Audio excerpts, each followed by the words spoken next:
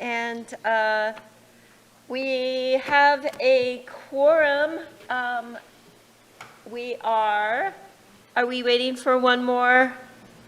Okay, all right, all right, so good morning, everyone. Thank you for being here. Thank you for being here online. And up first, we have an Addressing Homelessness grant program, and we have a presentation from Stephanie Nuttall. Good morning, Mayor, Council.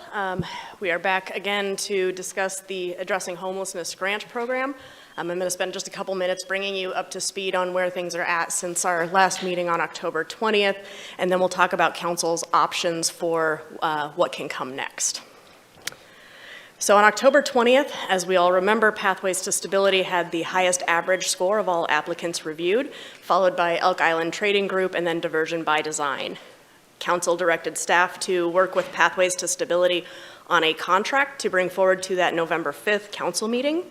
Consideration of a potential contract was made contingent on securing the N Street property by November 5th. So some updates on the tasks that we had before us during that 2-week period. First, I did meet with Pathways representatives on October 22nd in order to discuss potential contract terms. At that point, we discussed that I would need to have a contract ready by October 27th. That was the day that we had to submit all of our packet materials for that November 5th board meeting. Sent them a draft on October 23rd, and then reminded them again on October 27th that I needed that back. And I did not get a response until October 28th, but they did come back with a response that the contract was acceptable. But that was after the point where I had to submit the documents. As far as N Street goes, I'm sure we're all aware that on October 28th there was a county administration workshop, and at that workshop they heard from a different entity regarding the N Street property and that other entity is also interested in acquiring it, and the county board indicated that they'd be looking at getting an appraisal and taking steps working with their property manager. There was no action taken toward allowing Pathways to Stability to use or acquire the N Street property. In addition, we saw that there was a statement from Commissioner Smith that the county was not negotiating with Pathways to Stability. So with that, we have a number of options that council can consider.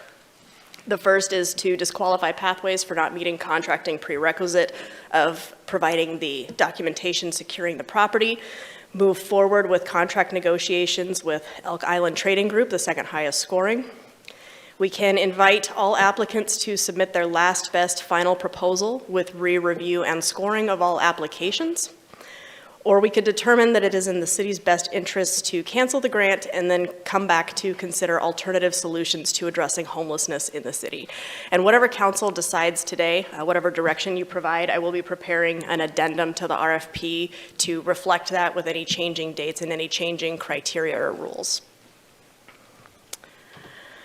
So when I mentioned alternative solutions, I know we're not really prepared to discuss anything in depth today. I just wanted to give you an overview of some of the things that could be part of that discussion. I know this sounds horrible, but there could always be a new RFP, whether that's a standard RFP process, which is one that would not involve council until time to review the contract, or another modified process, such as we've done the last 2 go-rounds.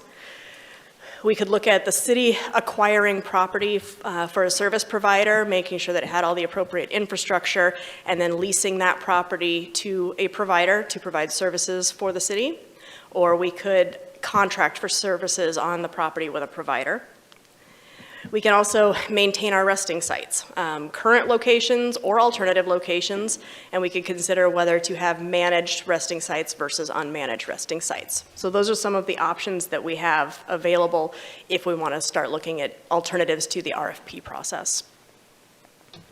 So with that, we can have a discussion on council direction. Again, the 3 options that I'm aware of, there may be more, but the 3 that came to my mind were to disqualify Pathways, move forward with Elk Island, obtain final scores from all applicants and rescore, or cancel the grant and schedule a workshop to discuss alternatives.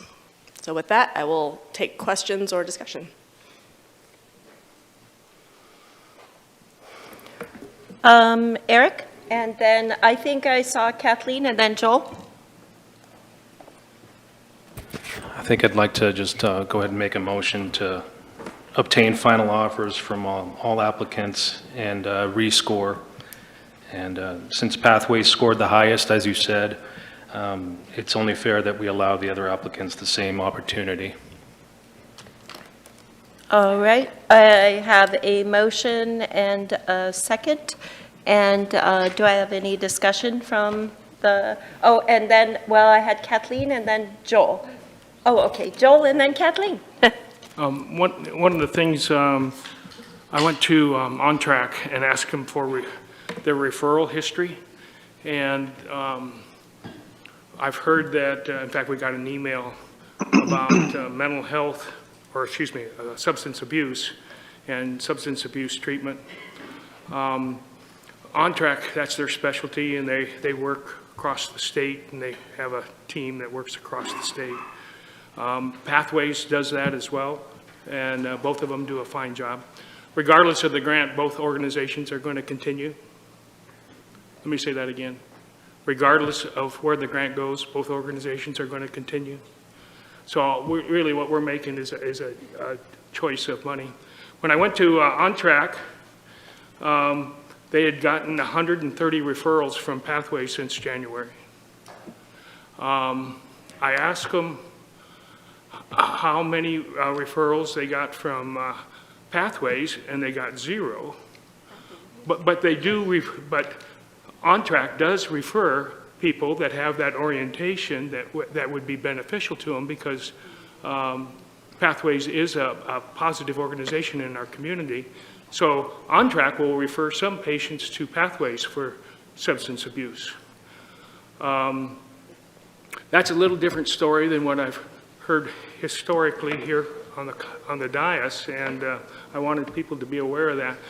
The other thing is, like next Monday, they're taking a consult from Mint, and they're going to be going to substance abuse treatment in Portland, because OnTrack has the connections throughout the whole state and where there's appropriate treatment options. So with that, I'm going to be voting against this. I think we need your motion, Eric, with respect. I'm going to be voting against it because I think we need to move on, and we need to follow the contract law. And we had a contingency, and U-Turn for Christ and Pathways, bless their hearts, did their best.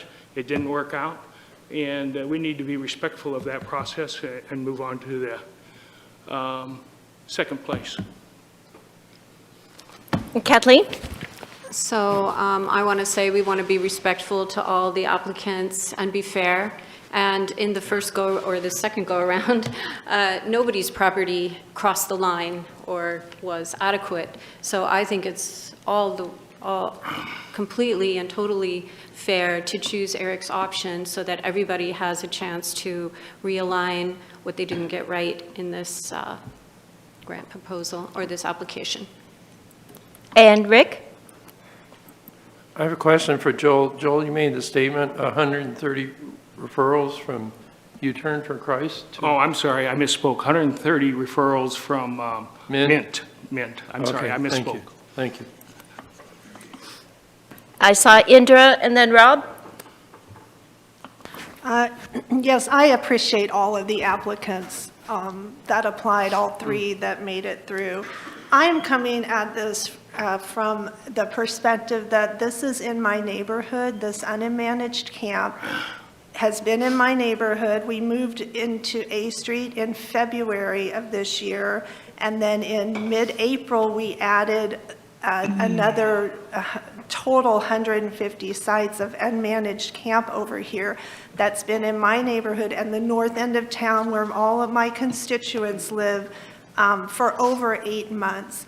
And so I'm coming from the point that it's time to progress forward. I mean, this was our second RFP. We're trying to follow the process. The process is trying to work, but it keeps getting delayed and delayed and delayed. And I think it's unfair to the people who live around. I think it's unfair to the people who live inside the unmanaged camp. I think we need to get going and progress forward and make a step forward. It's time to make a decision on this and to go forward. The only option is an applicant, if we're following RFP procedures correctly, that actually has a property now. And one or two do. And so I think we need to follow the process that we've set out, that we agreed upon, and go to the next qualified applicant, which is Elk Island, and that's what I would vote for. Rob? So I would be against this motion. Yeah. Rob and then Eric. Joel, could you clarify your statement, because it was really all over the place with Oh, okay. two or three different misspoken The parts. bottom line was both applicants serve drug addiction. Both treat drug and substance abuse, and they both will treat it afterwards, regardless of who gets the grant. Mint and Bernie's group, where Mint's working with them, Elk Island, I shouldn't get into personalities. Mint has, there's a referral process, and so you refer to other servicers in the community when they have a service that your patients can use or your people can use. And there's been 130 people referred from Mint to On Track for substance abuse since January 1st. And then you mentioned other groups, that the number for other groups that had also referred? Yeah, there was no referrals from Pathways, though they offer good treatment. Actually, On Track also referred some patients to Pathways because that was their preference with their religious orientation and what the treatment would be. So, but anyway, the bottom line is that Mint and Bernie's application does offer adequate, very adequate substance abuse treatment. Great, thank you. And then with that clarification, I'd just like to state that, one of the options that Stephanie says, obtained final offers from all applicants. Well, I thought that's what we got on October 9th. We got final applications or final offers from all applicants. And then at that point, Pathways, or on the 20th, Pathways was chosen, but given 2 weeks essentially to prove that they had a property secured. They failed in that endeavor. And so we've already gotten their last final offer. We got it October 9th, and then we talked about it October 20th. They're now disqualified as far as I'm concerned. And then I think at this point, the question is, does council want to move forward in a different direction? And that would be, I feel, the only fair thing to do at this point. And we have what appears to be a really good applicant that has, despite claims to the contrary, some councilors have said that Elk Island and/or Mint, or actually some councilors have said Pathways would be the only one that would offer drug treatment and so forth and would refer. And from what Joel's statistics are just now, we found that that's completely been debunked, that the Mint-Elk Island combination would be referring people as they have this year. So I would imagine too that since Mint really primarily is dealt with medical, and yet just in the people that they've seen, they've referred 130 people for drug treatment.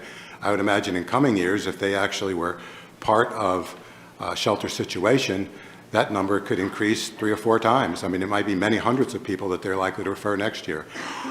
So I'm not in favor at all of giving Pathways or anyone else more time, because they already had their final offer on October 9th. They were given 14 extra days from our last workshop to prove to the city and prove to the city attorney that they actually had a property. They failed.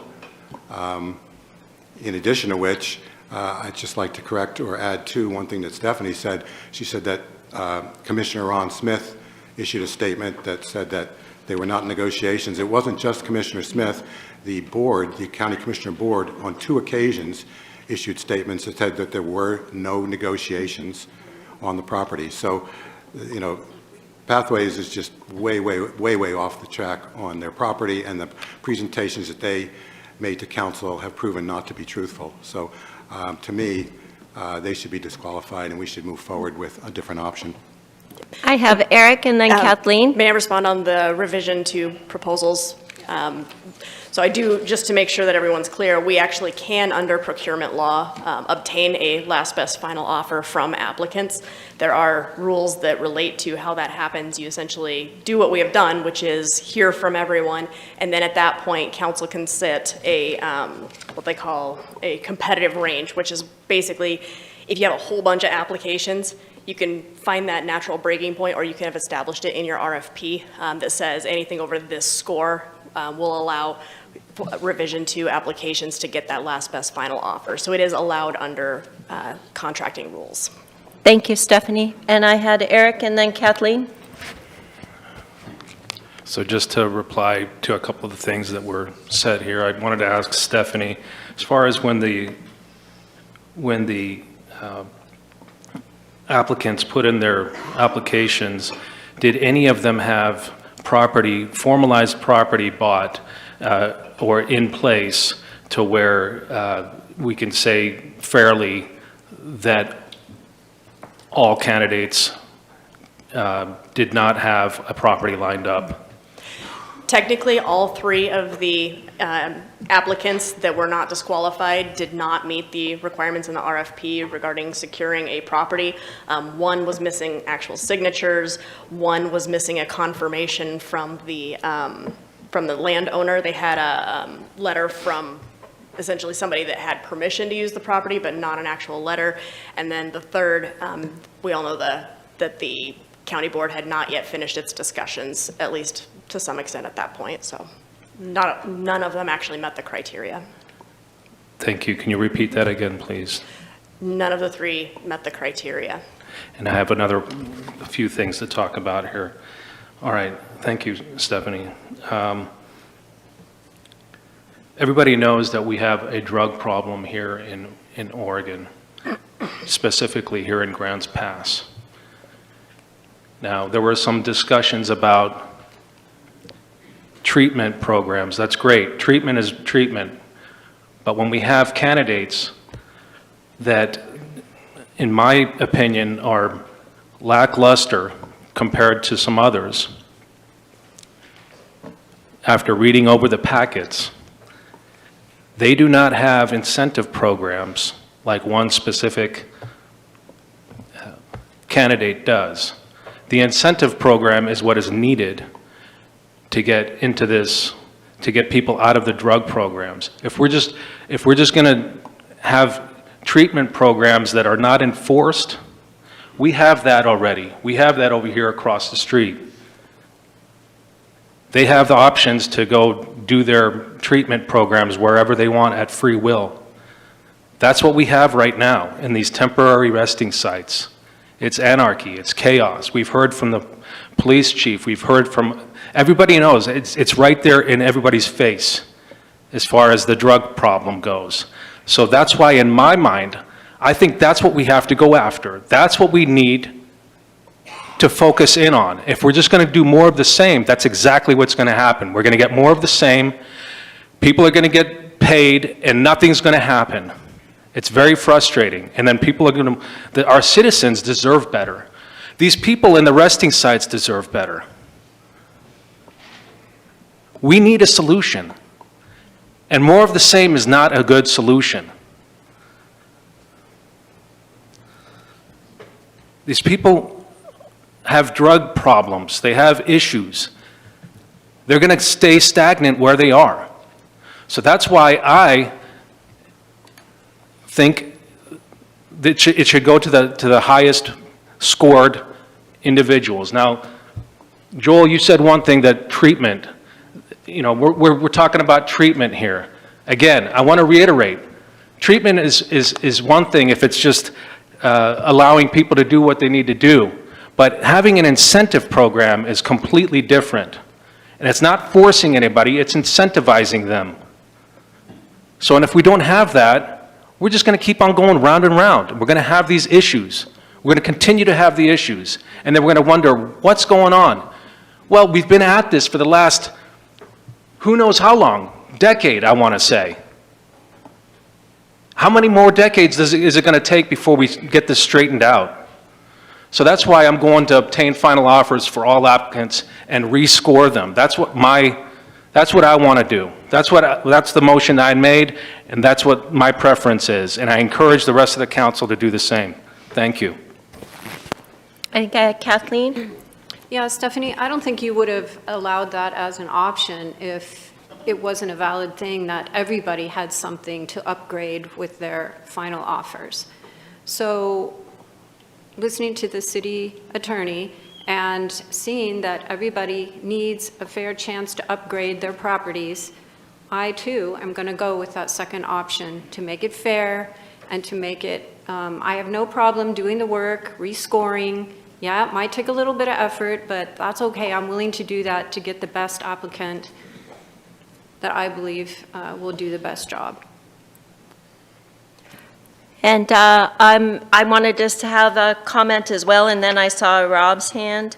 When we scored all the applicants, there was one who was far, not just a little bit, but far above everyone else, and it's because of their whole package. And we don't have our scoring sheets in front of us.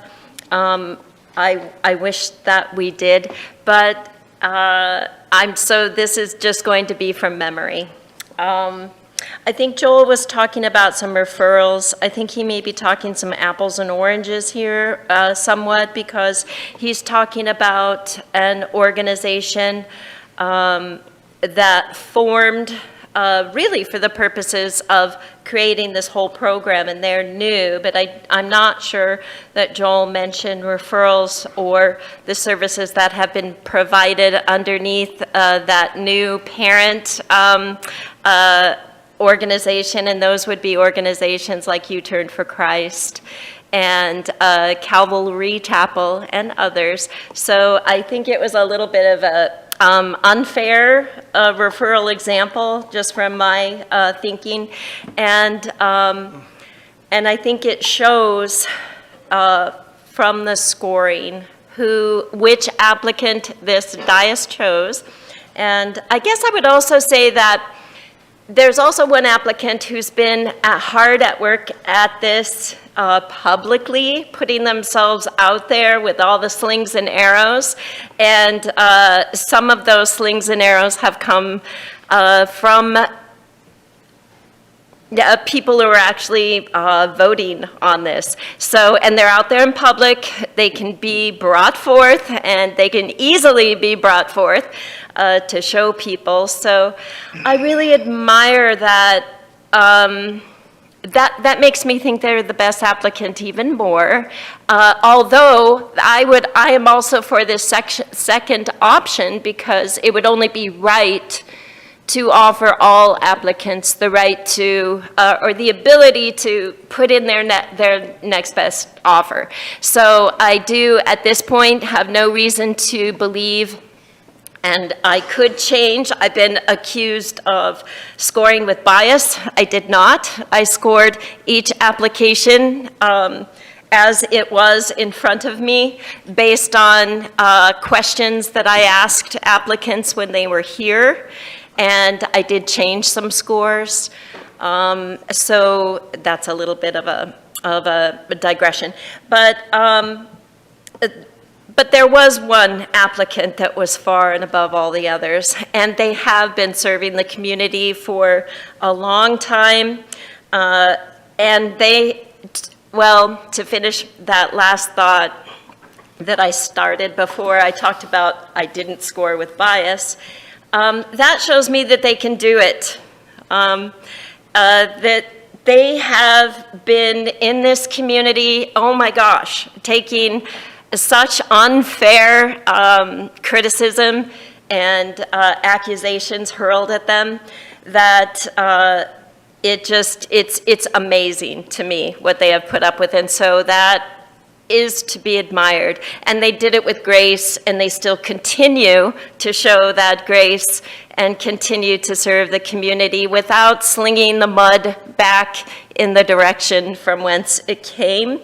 And and also a couple of other notes that I took here. I remember when scoring one of the applicants that was talked about here today, that they only had one MOU. And as Rob mentioned, that particular MOU, they are mostly, and I could be wrong, I don't have the application in front of me, but they are mostly for medical help, which is great, wonderful, wonderful service in the community. And I think both applicants that have been talked about here today have the same MOU.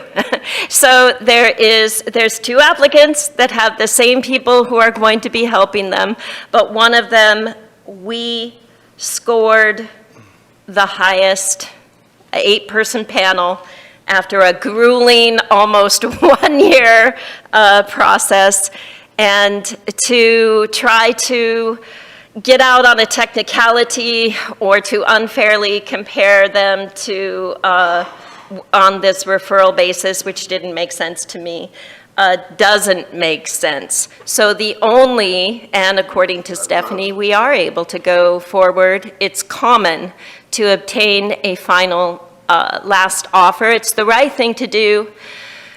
Getting rid of one of the applicants right now, I think would show bias. It would be a shame to show that bias. I would be ashamed to show that bias on the dais. And shut up. Oh, Mayor, Clint, we can hear you. We can hear you. So, so Clint's a little bit unhappy with me explaining that, but I'm sorry, Clint, had to do it. So, and if No, I'm sorry, I didn't know I had my mic on. I was talking to my relative that walked into the room. They were trying to talk to me. I didn't know I had my mic on. That was not in reference to anybody. I totally apologize. Oh, good. I'm going to Okay. turn my mic off. I apologize. All right. I was talking And to my relative that's in my room. well, okay. So, well, thank you, Mayor, and I'm glad that you are here. And so, if you had any comments, make sure that you let Karen know, so I can make sure you get your comments in as well. So that is why I will be for the second option, and because all of the applicants deserve the same opportunity.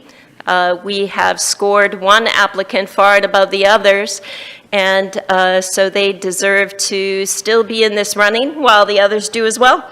And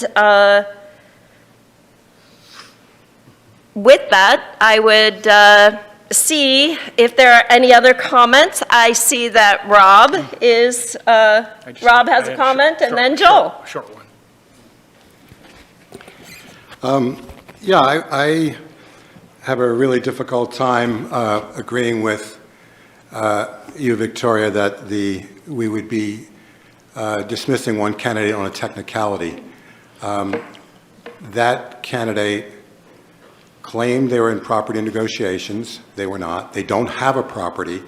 And any score and any points that any member on the dais gave them for their site, which is, they have no site, those should have been zeros. They had any budget that they created for that specific property would be meaningless. Any services provided from that exact property or other partners on that exact property are meaningless also. So yes, they received the highest score based on a completely flawed application and a completely flawed premise. And that's not a technicality, that's major. Because without a site, you do nothing. The bottom line is that the state law says, as interpreted by the local judge, that we have to have 150 spots for people. Okay, if you don't have a property, you have 0 spots for people. Matter of fact, the rest of this as Eric talks about, with regards to whether it's drug treatment, whether it's a change of life, whether it's incentive. Those are all excellent bonuses, but the bottom line is what we are dealing with as a council is we have to have 150 spots. That's actually the only thing that legally we have to deal with. And without a property, that scoring deserves a 0 because we can't do any of that without a property. And that's the one thing we've been mandated to do. That's not a technicality. That's as major as it gets. With regards to my concerns with actually pathways, it goes so far beyond this glaring omission or glaring weakness on their application of not having a property, which again precludes them from doing the one thing the judge mandated us to do, is to have space for 150 people. They can't do it without a property. They were given an extra 2 weeks to come up with a final best offer, show us they had a property. They failed. Okay, thank you. Okay, they were already given a final 2 weeks, an extra 2 weeks to come up with their final offer. They didn't do it. If one of the others was chosen, if Elk Island was chosen, they could also be given a period of time to prove that they had a property under agreement that would be closed on once they got the grant. That would actually be fair because that would actually be putting them in the same exact position that the council gave to Pathways. That would be an identical offer that the council gave to Pathways. Do you have a period of time to prove to the city attorney that you actually have control of a property? That would be an identical offer. That would be fair.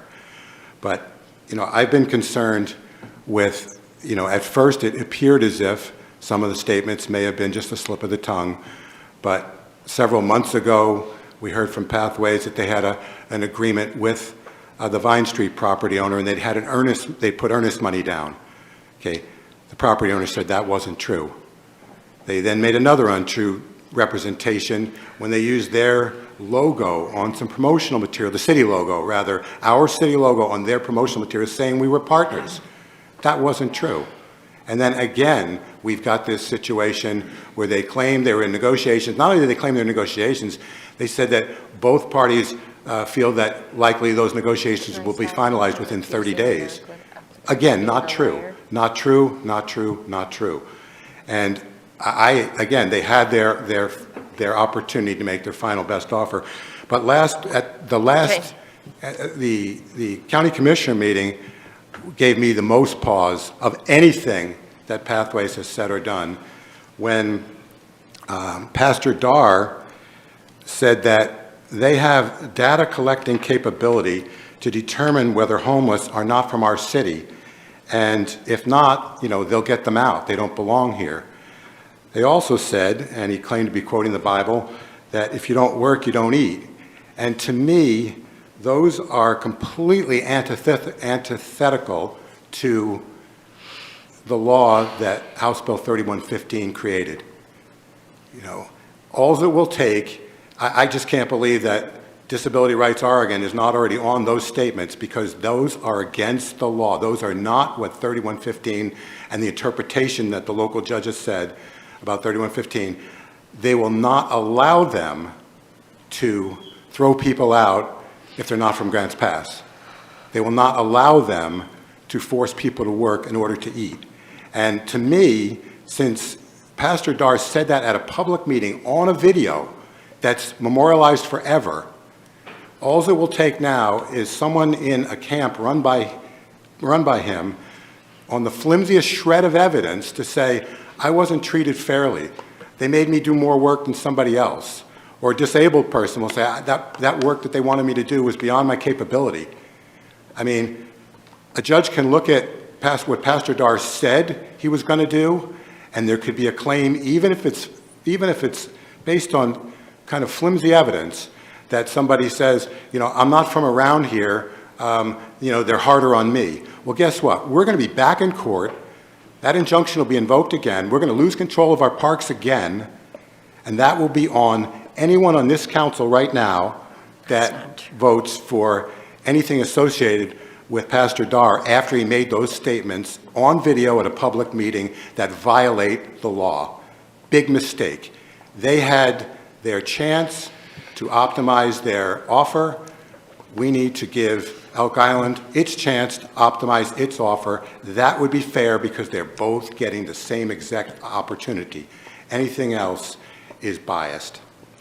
And I would also say, my opinion is that when someone who watched all the 6 hours, sat through the 6 hours, and ended up with a score of 97 to 15 for a second place finisher, or 97 to 15, I have a really hard time believing that was unbiased. Okay, I believe that we have the mayor online, and then we are going to have Kathleen very quickly. I apologize. It's mayor, and then Joel, then Kathleen, and then I see Indra. But very quickly, I'll reserve it. So, Mayor?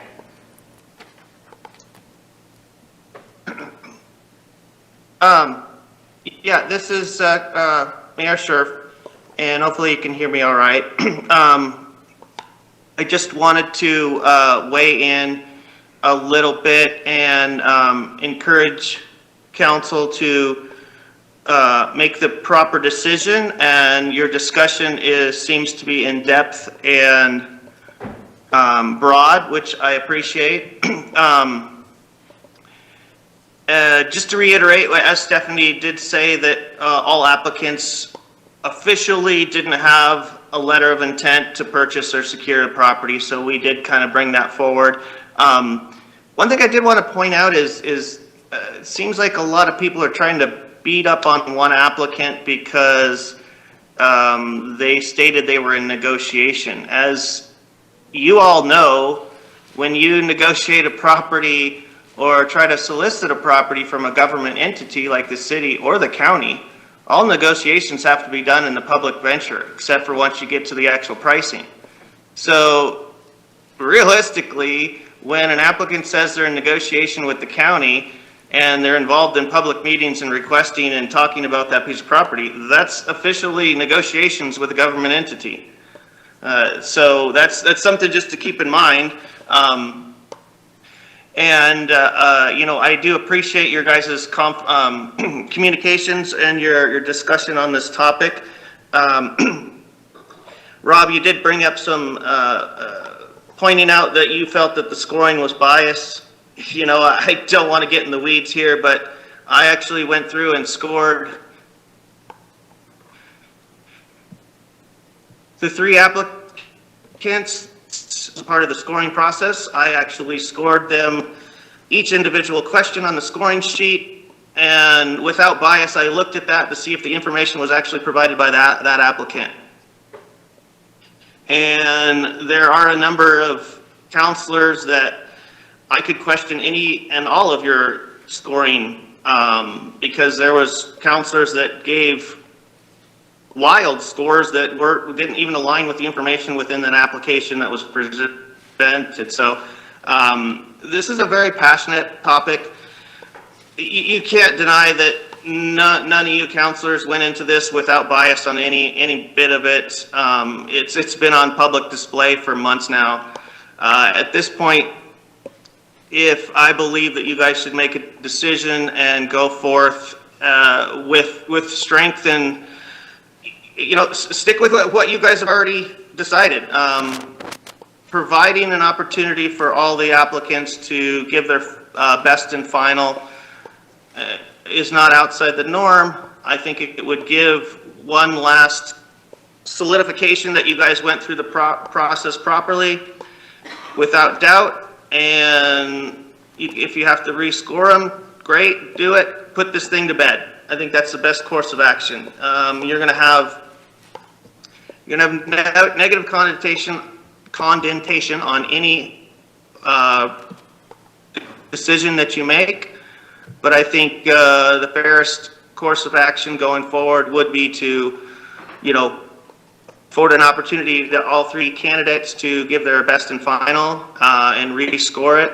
And as a council, you can prove to the public that you guys did everything you could to come to a final decision in a proper, fair manner. Thank you. Thank you, and I have Joel, then Kathleen, and then Indra. I think we're about ready for a vote because we keep repeating ourselves, which is, that's hard on the audience and us. Anyway, I'd just like to say real quick in response to Eric, Eric, I respect what you say. On Track has transitional housing and they also have employment program. In fact, their transitional housing program, they have houses in the community where after they go through the treatment and they get on, and they have social workers that work with them. And it's not. And they'll refer to Pathways as well because they have a legitimate program. So it's, everybody's working together and afterwards, we're talking money here, which makes it a little divisive, but afterwards, hopefully everybody still works together. So I think we're ready to vote. Kathleen?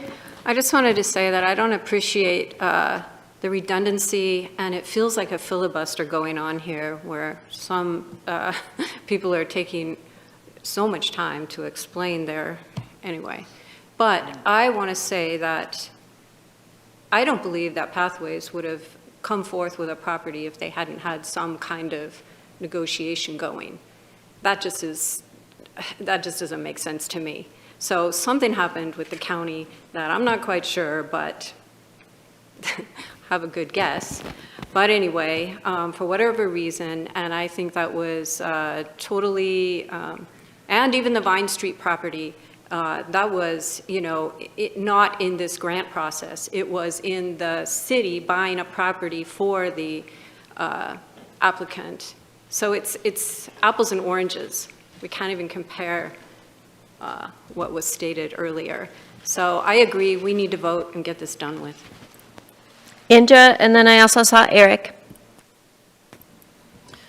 It's interesting how we're so anxious to vote and move on now without giving counselors time to speak and calling them for filibustering when they're just stating their opinion.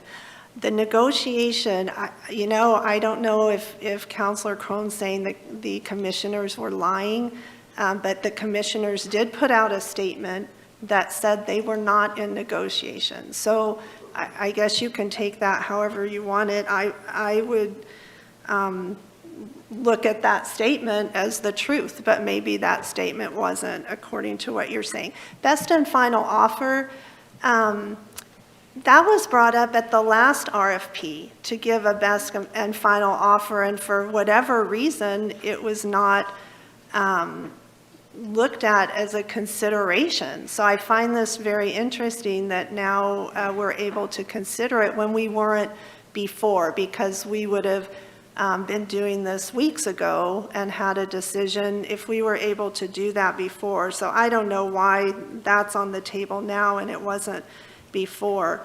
Nothing is more of the same. Councillor Schlegel mentioned that, more of the same. I see each applicant with their individual strengths and weaknesses. I mean, they all have strengths and they all have weak parts, and that's what we were judging them on.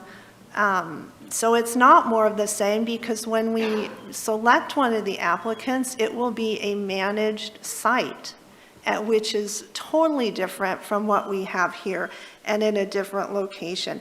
And they are all using the same referral. They've all said that. They're going to go to the same referral sources that do their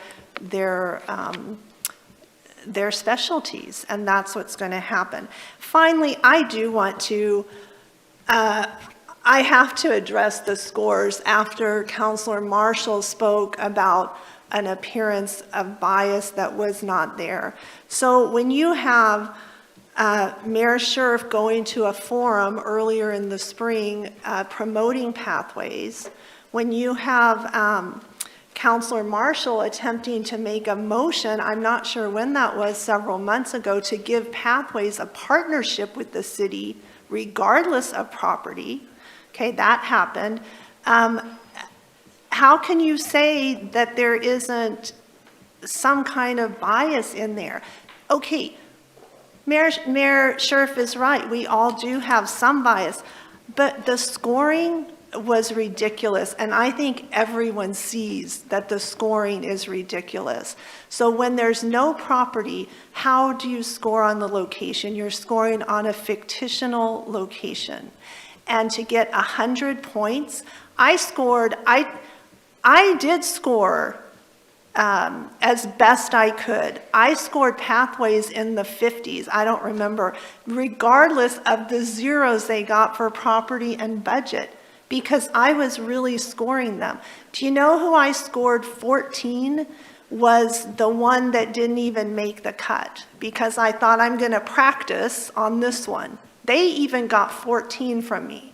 So a 97-15 is, to me, insane. So when you are proud of let's take the highest score, I'm sorry, how do you take the highest score when obviously some counselors are putting super high scores with nothing behind it, and super low scores to affect the scoring? So while this process was transparent, okay, it still has a lot of problems with the scoring. And so at this point, I wouldn't even consider the scoring. I would just look at the interviews and what they have, because I think we wasted a lot of time going through interviews and questions just to come down to this, where several counselors just want us to move it on to give another chance to someone. I just think it's horrible, and I think we should do the right thing, which is to go to the next applicant with property and work with them. Thank you. Very quickly,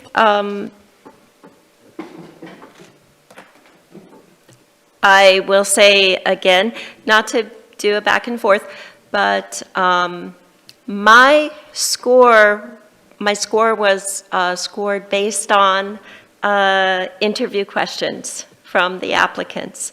So I just wanted to point that out. And but I think that our city manager would like to have a word here, so go ahead. Great, thank you. Council, I greatly appreciate the dialogue that's occurred today. I know that there's a lot of passion behind this, both from a community perspective and from a council policy perspective. And there's a lot of information that's been going out there and explanation of individuals' potential stance on future direction. But I think really trying to focus on value-added comments that will ultimately get us to some direction from you is what we're looking for. Focusing on what really is going to be best moving forward, and maybe focusing on forward discussion, because we can talk probably a lot more about things that have been out there or things that we've done, but if we can move the discussion with value added, looking at what direction will move us forward in the most positive way, would probably be helpful and get us to a conclusion that will hopefully be able to provide clear direction to staff to proceed with. And I think I saw Eric, and did you still have a comment, Eric? Yes, thank you. We have a drug problem, okay? This is the issue. I heard that, and thank you, Joel, for the comments. I wanted to respond to that. Pathways to Stability does have many MOUs that they will be able to use and have other groups, other nonprofits to work with. So they're not just by themselves an old entity that just is going willy-nilly. So there are MOUs, there are other programs that they'll be able to help. They all came together, they brought the other nonprofits together with signatures to help. And it's not very funny, Andrea, but thank you. This is a serious discussion. We have drug problems here in Grants Pass. And for us to just, again, I'm going to say more of the same, because that's what's happening.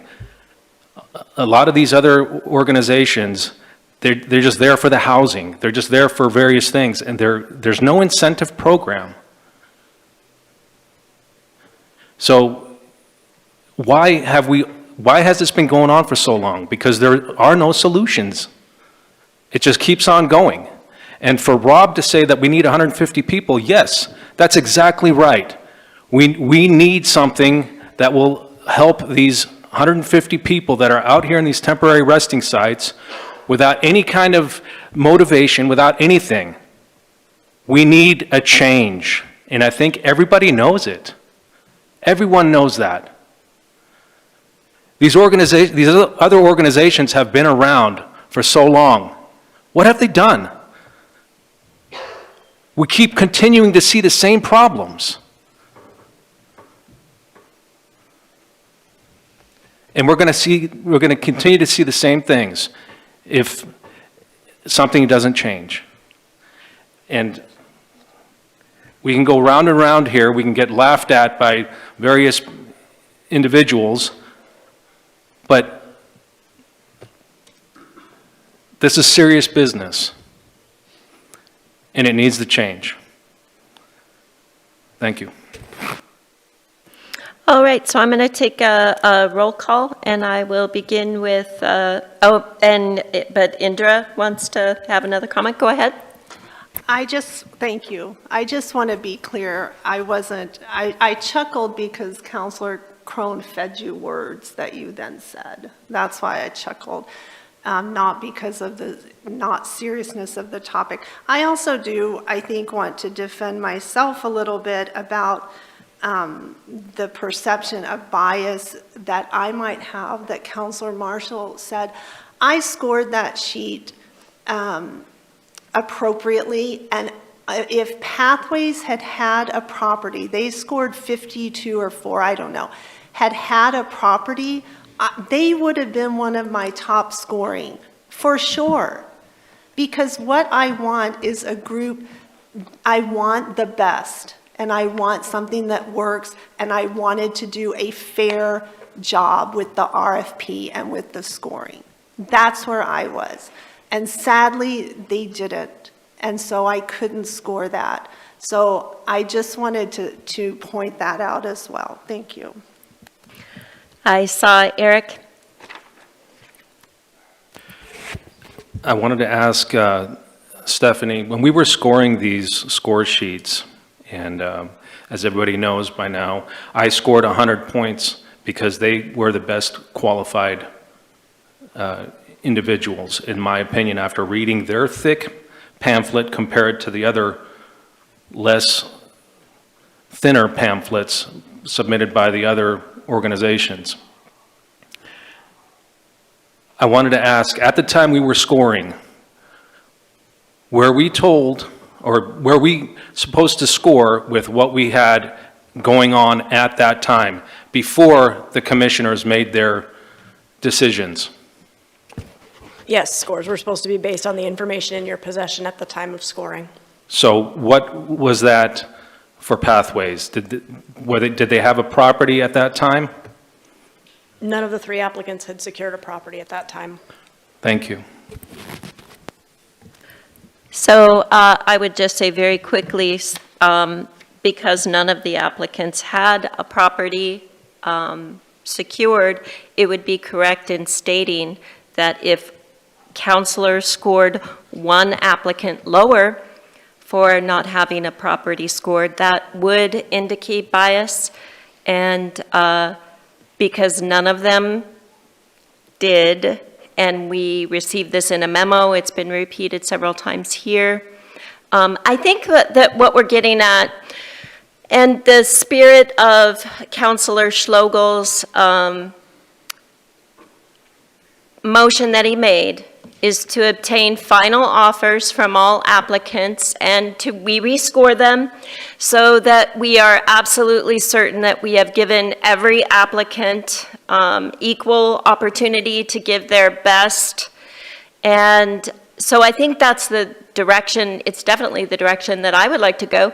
And there's no reason not to do that.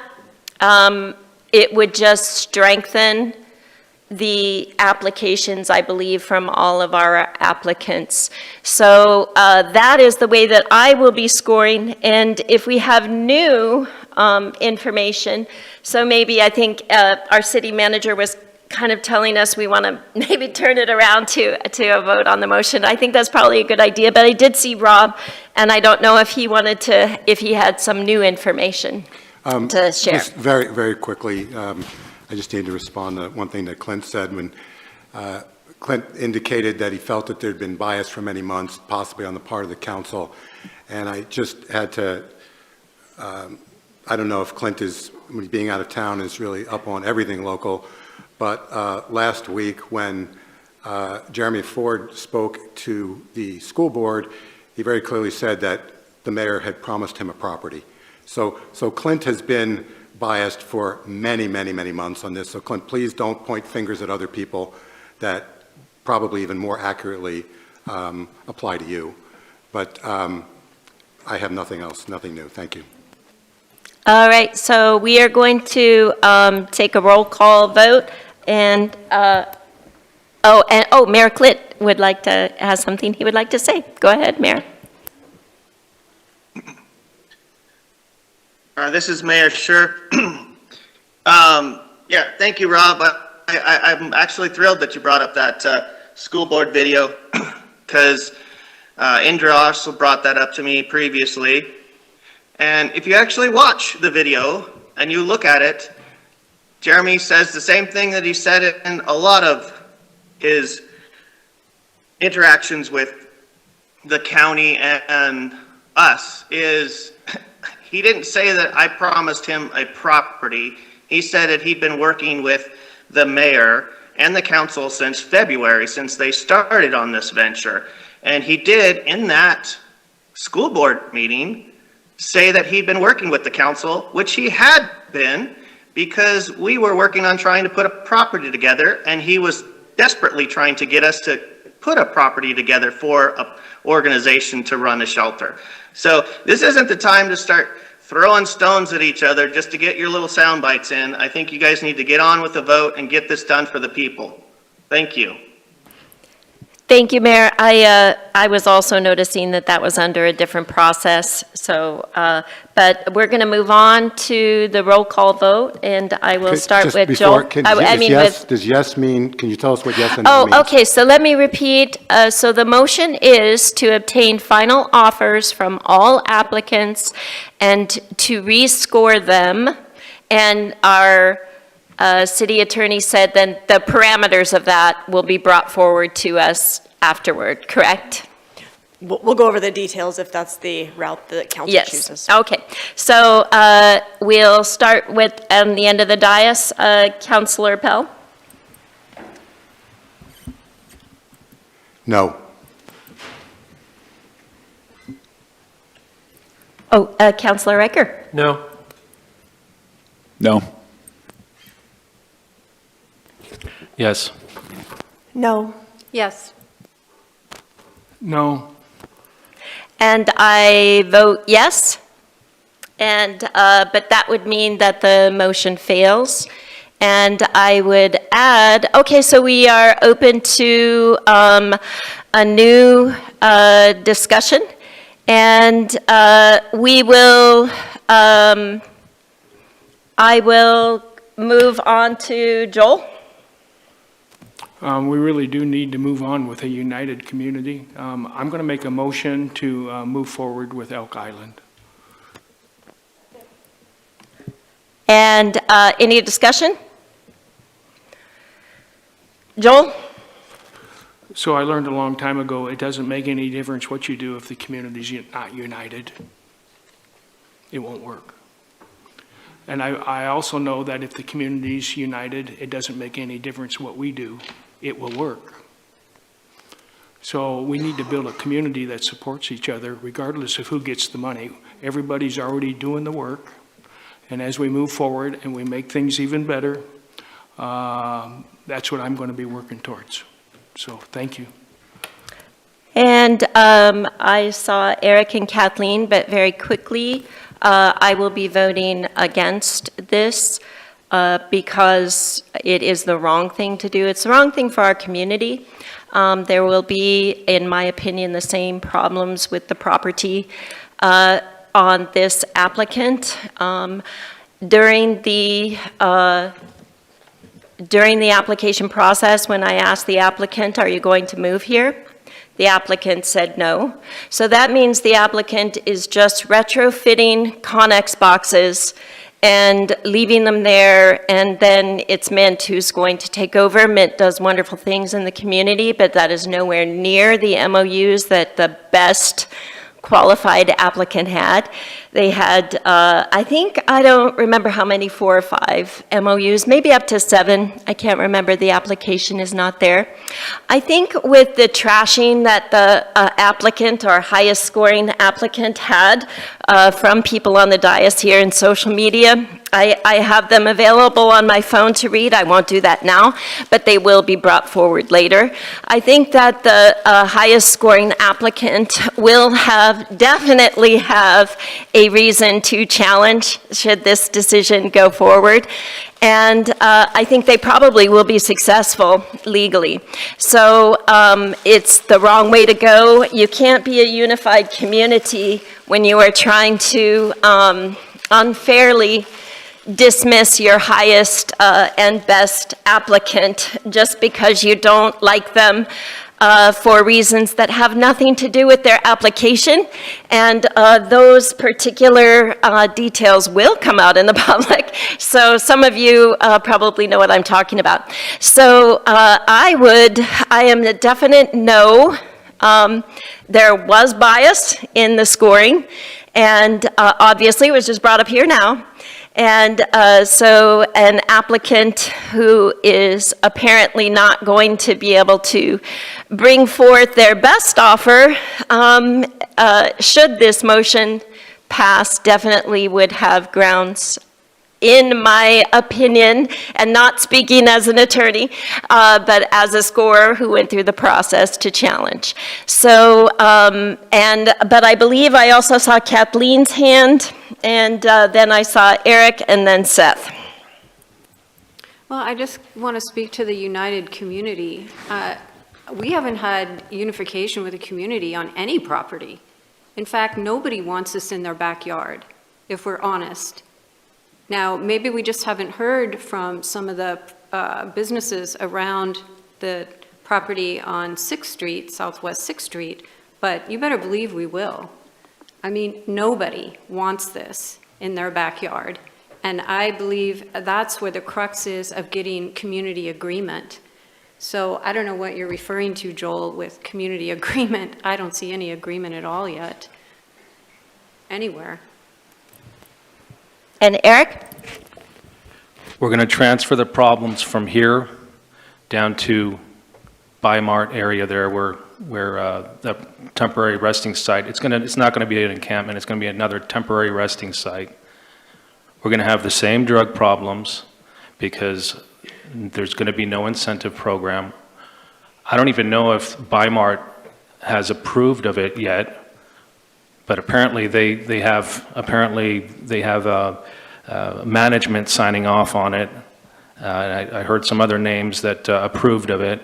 But essentially, we're going to have another temporary resting site that they're going to call basically I don't know what a managed site that we have down there right now.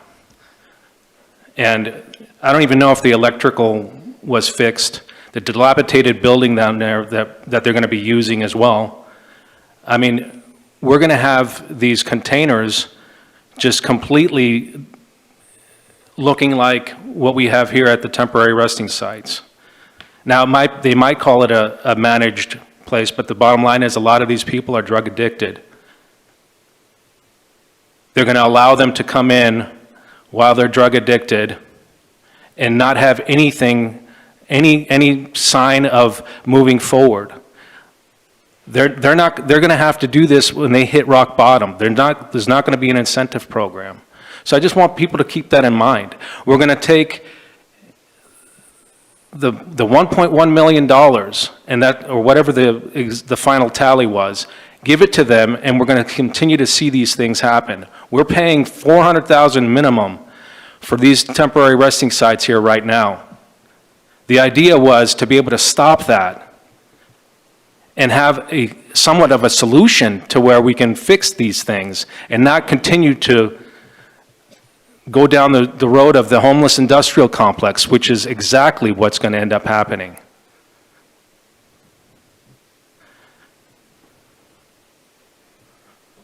All right, any other comments? I see Seth and then Indra. Yeah, I'll make it short. I just wanted to say, that I judged and scored all these applications as fairly as I could. I think there's a lot of back and forth on who had a property, who didn't have a property. It's also, I think, personal opinion on if someone had a property or not. And, I based on what I read, it seemed like they had potential property. So anyways, I think the reality with all these is they're all a risk. It's all a gamble. We don't really know what's going to happen until, these things are fully operational 6 months from now. I have concerns for all the applications. I mean, Elk Island knows that. I've voiced those, and that's okay. And I've gotten some answers back from people in the community, and I'm going to hold them accountable just like I would Pathways or whoever else potentially could get this grant. I mean, that's just reality, and I think we all should.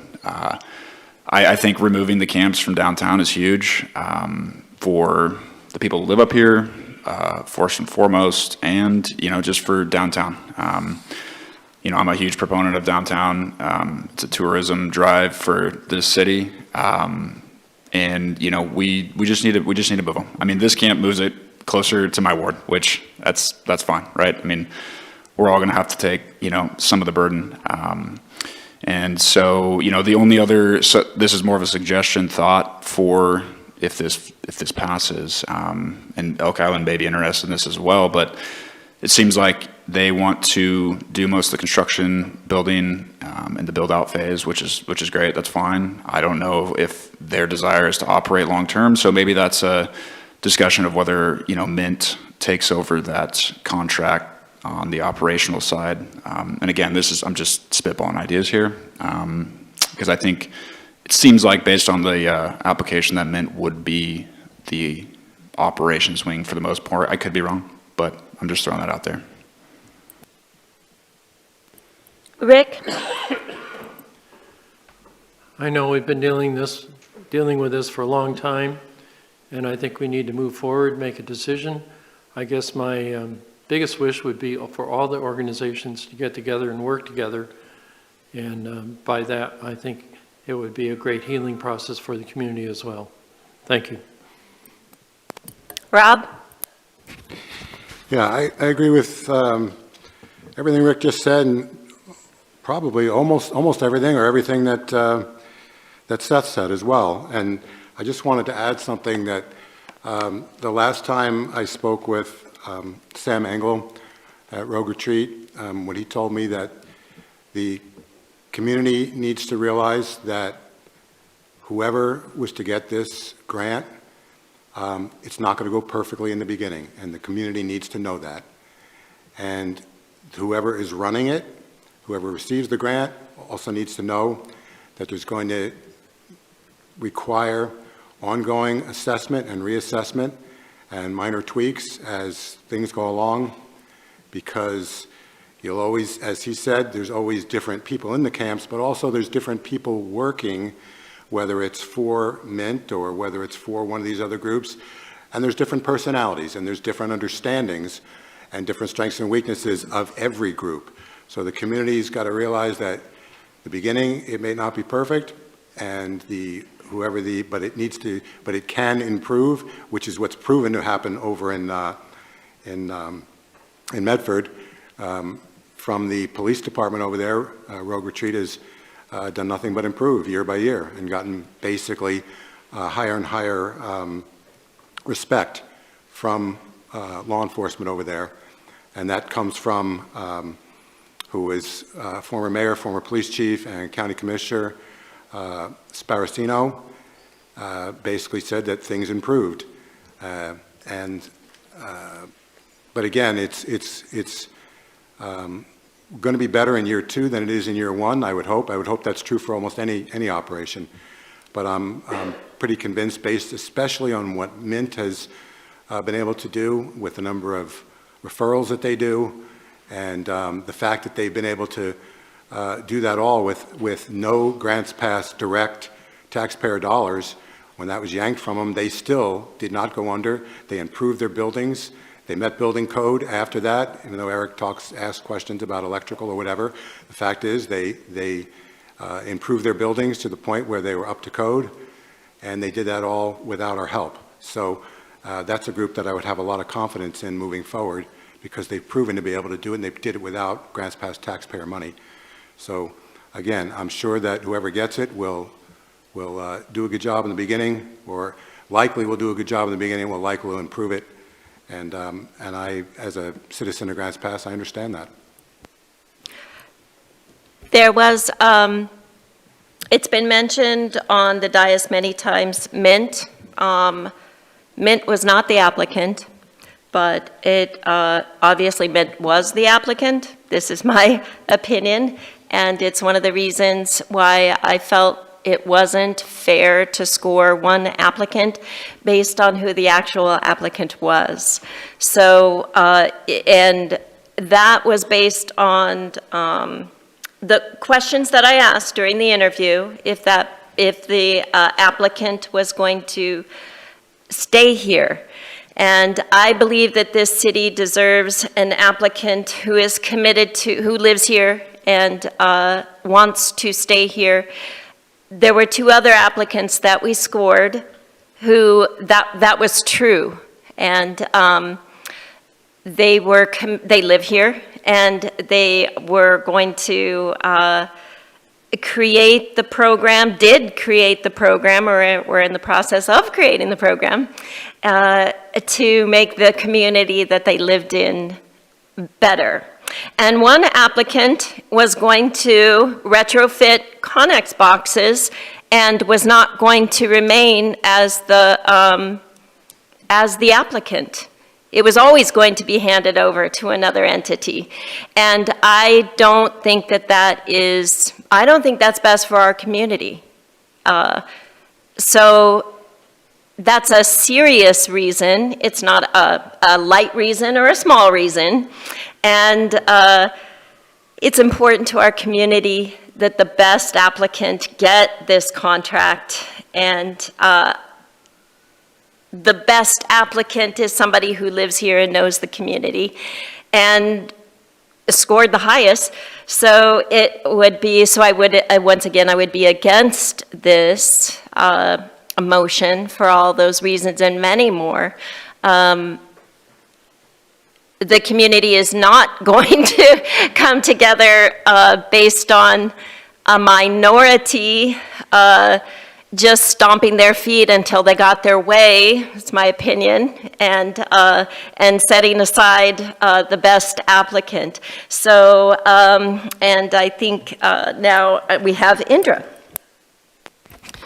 Yes, I'm glad about this going forward and just making progress and getting a site and starting something. I believe that the majority of the community will be very relieved that we have made a decision and that we are moving forward with a plan. I disagree that it's a minority, and there are amazing people in our community. I've lived here a long time, and amazing organizations, and I know that whoever we would have chosen, the community will get behind it and will do their best to make this a success. And that's, I think, what Joel was speaking about. We just all need to come together, work together, and do the best that we can, not only for our community members living here, but also for the people that are in this unmanaged camp. And I'm very, very hopeful today. Thank you. I have Rob, and then I have Eric. Yeah, it's my understanding that the reason when the applicants were making their presentations, the reason that Cassie Leach was actually allowed to speak at all is because she was a partner. And otherwise, she would have just been some member of the audience that shouldn't have been allowed to speak. But that was my understanding at the time, that she and Elk Island were going to be partners on this, in the same way that Jeremy Ford and Pastor Dar also spoke, because they were principals in that operation. As far as, living here, my understanding is that Pastor Dar doesn't live in Grants Pass. Jeremy Ford's not a stakeholder in Grants Pass. To me, those aren't the most important things, but in any event, just trying to set the record straight. All right, we're going to have Eric, and go ahead. So I find it peculiar. Rob was talking about getting a possible lawsuit when one of the applicants has a current lawsuit that is happening up in another city. So if we're looking at lawsuits being threatened, I mean, what's the stop? Where is it going to end? So that's all. All right, I see no other comments. We'll take a roll call vote. Rob? Again, what was the motion, and what's a yes and a no mean? The yes means to disqualify Pathways and move forward with Elk Island. Okay, so a yes vote is to disqualify and move forward with Elk Island. I vote yes. Yes. Yes. Absolute no. Yes. No. Yes. An absolute no for me as well, but the motion passes, and so do we have direction? The one thing I would ask for is when you would like me to bring this back, if we're going to do the exact same thing that we did for, excuse me, for Pathways, then the schedule would be as follows. Notice of intent would be heard before council on November 19th. So essentially we would just be bumping deadlines out 2 weeks. November 10th is when I would have to have a draft agreement ready with Elk Island, which gives us a week to do that. At or before that time, they would also have to provide that verification of property, the same thing that we required of Pathways. These timelines would then have the protest period expiring November 26th. We would have to have an executed contract by December 1st. That is a little bit longer than the previous one, because otherwise the contract execution would land on Black Friday. So it would be a holiday. So it would be the Monday after the holiday. And then that would lead us to the 6-month window for completion being on or before June 1st. So if that's acceptable to council, we can issue the addendum for that schedule. Mayor Scherf? Yes, thank you. This is Mayor Scherf. Just to clarify, if the direction going forward is for Elk Island to present their actual letter of intent signed by the property owner previous the next meeting, that's a clarification question. If we're going to do this the same way that we did with Pathways, they would have to provide that at or before the same time we had a draft agreement prepared to bring to council. So we wouldn't move forward with anything without having that in my hand. Excellent. Thank you for the clarification. So without any objection, I think that is the direction. All right, thank you. Next up on our agenda is a work plan third quarter update.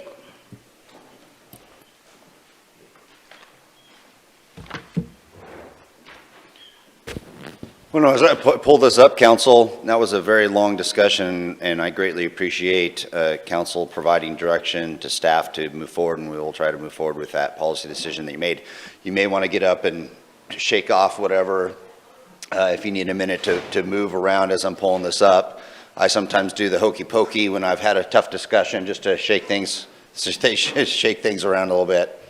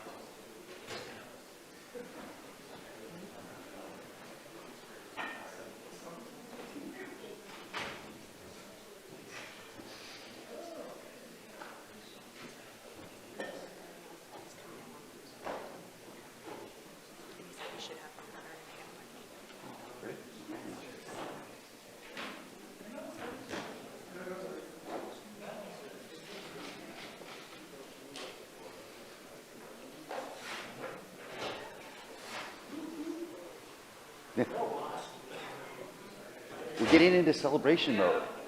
I mean, trying to, I know.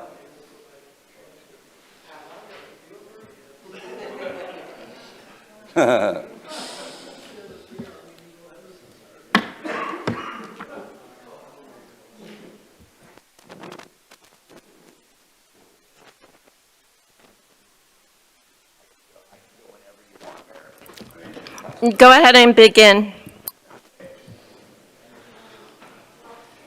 All right, good afternoon, Council. We are shifting gears from a very deep conversation and discussion and decision-making that you had to make to something a little more lighthearted and positive, and that is a celebration of and an update of what we've done within the strategic plan that you've established. And this is our third quarter report. So what I have to report to you today is a combination of efforts that you have provided through your policy direction, that staff through our professionalism have been able to implement with the assistance of also the community, a number of our advisory committees and others that have helped make our strategic plan so successful. So with that, I'll move right into it. As you are aware, our strategic plan is much more than just a plan that sits on the shelf. With our strategic plan, we also have an associated work plan. You have your work plan up on the dais. It is about 35 pages long. And so that really goes to show some of the detail that's provided within the strategic plan on how we get those things accomplished. We have a process that definitely starts with council providing us with policy direction and where we should go in the future, which is then followed up by us developing a work plan, which provides the meat and potatoes about how we get things accomplished, which is then followed by allocation of resources through the budget process, and that is ultimately adopted, and then we monitor for success and we move forward and continue that process. This is where we are right now as we're providing you with some information on monitoring and reporting our successes. We have a SMART plan and SMART goals, as you'll see in the work plan itself. They're specific, they're measurable. We understand how we're going to achieve those, where they are assigned, what type of resources are required to do it, and approximately how much time it's going to take to get those things accomplished. Through our goal setting, you have established 5 goals. There are 8 outcomes that support those goals with 29 expected results and 93 different initiatives currently right now, and those do fluctuate throughout the year. There's so much that I can state. Like I mentioned, it is in your work plan, the 35 pages. But what I'm going to do is I try to take some of the highlights to show you just some of the successes that we have. Please take your time to review the work plan and provide any questions or comments as we move forward in the future. First thing I'd like to highlight is just from a standpoint of trying to make sure we listen to you and listen to our constituents. And one of our goals is to continue to deliver and enhance high-quality, effective police, fire, and emergency preparedness services. And one example is something that we've done through recruitment of a police cadet program. We're able to increase patrols in the Central Business District, which is something that the community and council has identified as a priority, and we're able to move forward with that. And that is a success and a completion from a standpoint of your strategic plan. Continuing through, one of the things that we've done, council provided us with policy direction to hire 12 additional FTE in public safety. That's 6 police and 6 firefighters. And these positions will ultimately strengthen our preparedness and further enhance public safety response capabilities citywide. We're looking forward to seeing the true effects of those 12 FTE when they all come online. Of course, we have been recruiting for all 12 of those positions and have had great success when it comes to both fire and police and moving those forward and getting them online.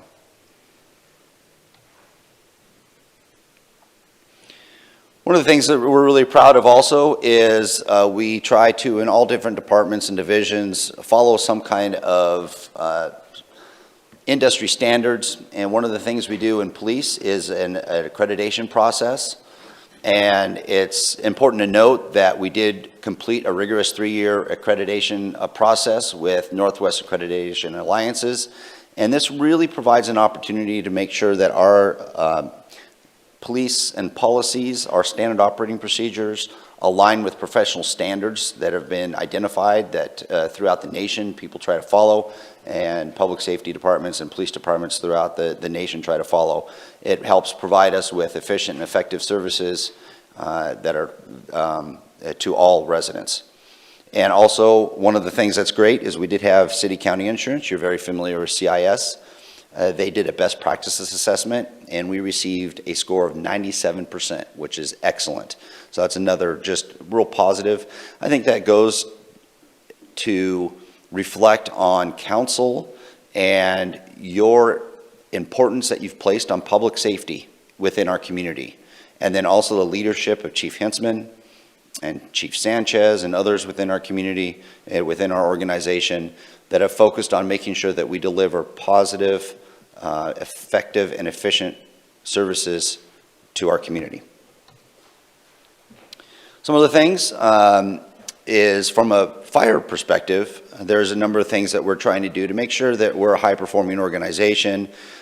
First, do asset tagging. We've implemented to help improve procurement controls, warranty management, and other things, making sure that we have everything identified and tracked to provide for safe and secure equipment for those that provide that service in the community, along with an expansion of our Swiftwater Rescue. The chief has mentioned to you that we did increase that. We got a boat that was donated to us. It was over $40,000 that a community member in our community provided. So we do have a new Swiftwater Rescue program, and we've already utilized that multiple times to provide multiple rescues this summer with that new boat.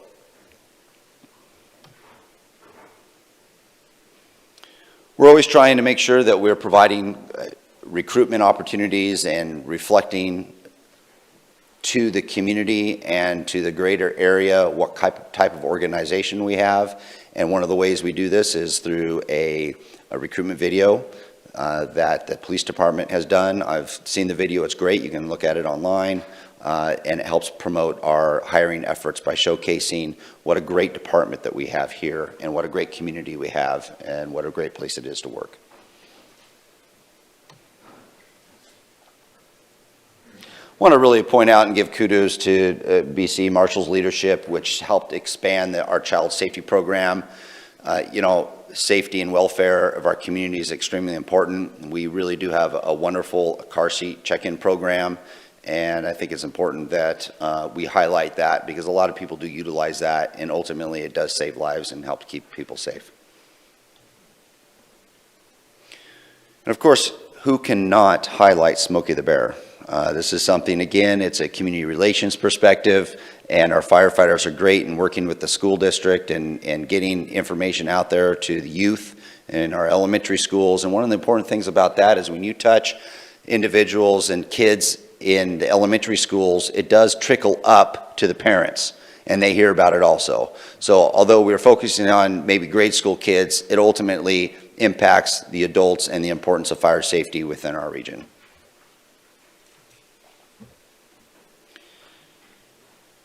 So one of the things I wanted to highlight here, I'm going to take a step away from the slides here in just a second, but our police department has and we've implemented a crime trends tool that you can use, our community can use if they'd like, and it's sort of slick. It's a link to what's called Citizen Connect.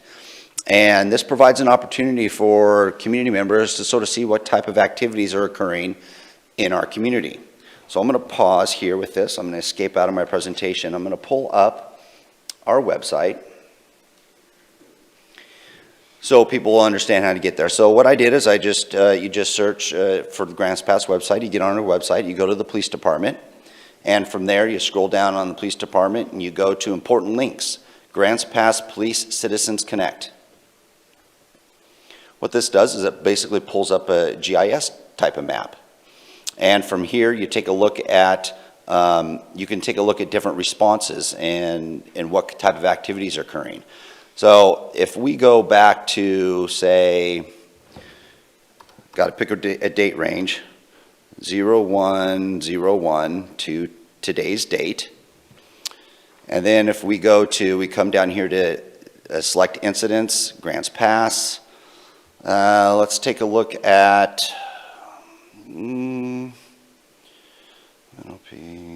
let's look at thefts in the community. Okay. From there, you could come in here and you zoom in on our community, and it shows you the numbers in the area where reported thefts occurred. And it looks like if you're going around here, the largest is around 241. So where does that represent? 147. Well, our largest theft activity is occurring, it looks like that's probably Walmart. So it gives you an idea of where, those type of thefts occur. And I'll just give you another example, and unless someone else wants to pick something also, let's see. Let's do, drugs is something that people are always interested in. Drug investigations, let's see drug investigations, where that is. So if we take a look at drug investigations and where the most have occurred within the city, it looks like there is a large number here, 395 looks like the largest. We'll zoom in on there where that is. 395, 118. So it looks like it's 6th and A Street. Right across the street from us is our largest activity for drugs. So isn't that interesting? So anyway, you could go through and take your time, and it's just interesting information that we have that we've incorporated that people can utilize as a tool to help educate themselves. If you'd like, I could pick another issue if you're interested, just so you can sort of see what it looks like, or I can move on. But anyway, it's something to play with. If you have any questions, feel free to let me know, and we could try to get you hooked up to that. But again, just go to our website, police page, and you can check it out there.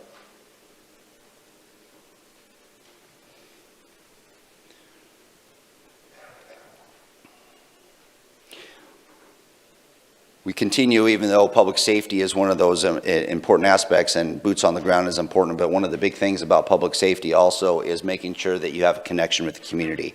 So I know I've addressed a number of things that are connecting with the community. Those things are important because it adds value to the service that we provide. It's not about arrests, it's not about warnings, it's about your impact on the community. And here's another example of that, besides not only children's seats and Smokey the Bear and those kind of things, but we do have a great citizen police academy that has been extremely successful. It's a great opportunity for people to have a better understanding of what really occurs in the police department. And it's been highly successful, and we're again doing another great year for 2025.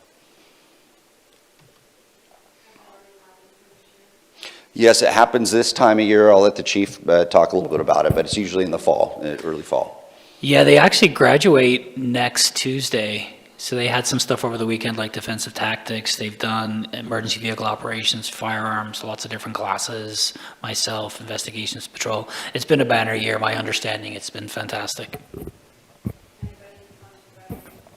Absolutely. It's, I think that a week from tomorrow at 6 o'clock. You're more than welcome, Counselor. Right. Moving on, just as you are aware, we did hire 12 new full-time public safety positions, 6 in fire and 6 in police.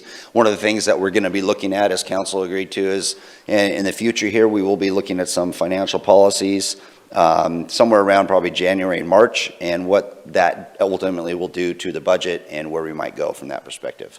And it looks like I've got a question, Council President. Seth? Is there an update on how many of those positions are filled? I'm just curious. You want to? Yeah, I can speak a little bit. There's a lot of people in backgrounds. We have to do another round of testings. A lot of people have already failed backgrounds, so it's going to take a bit, but we're getting after it. On the fire side, we're excited that we sent out conditional.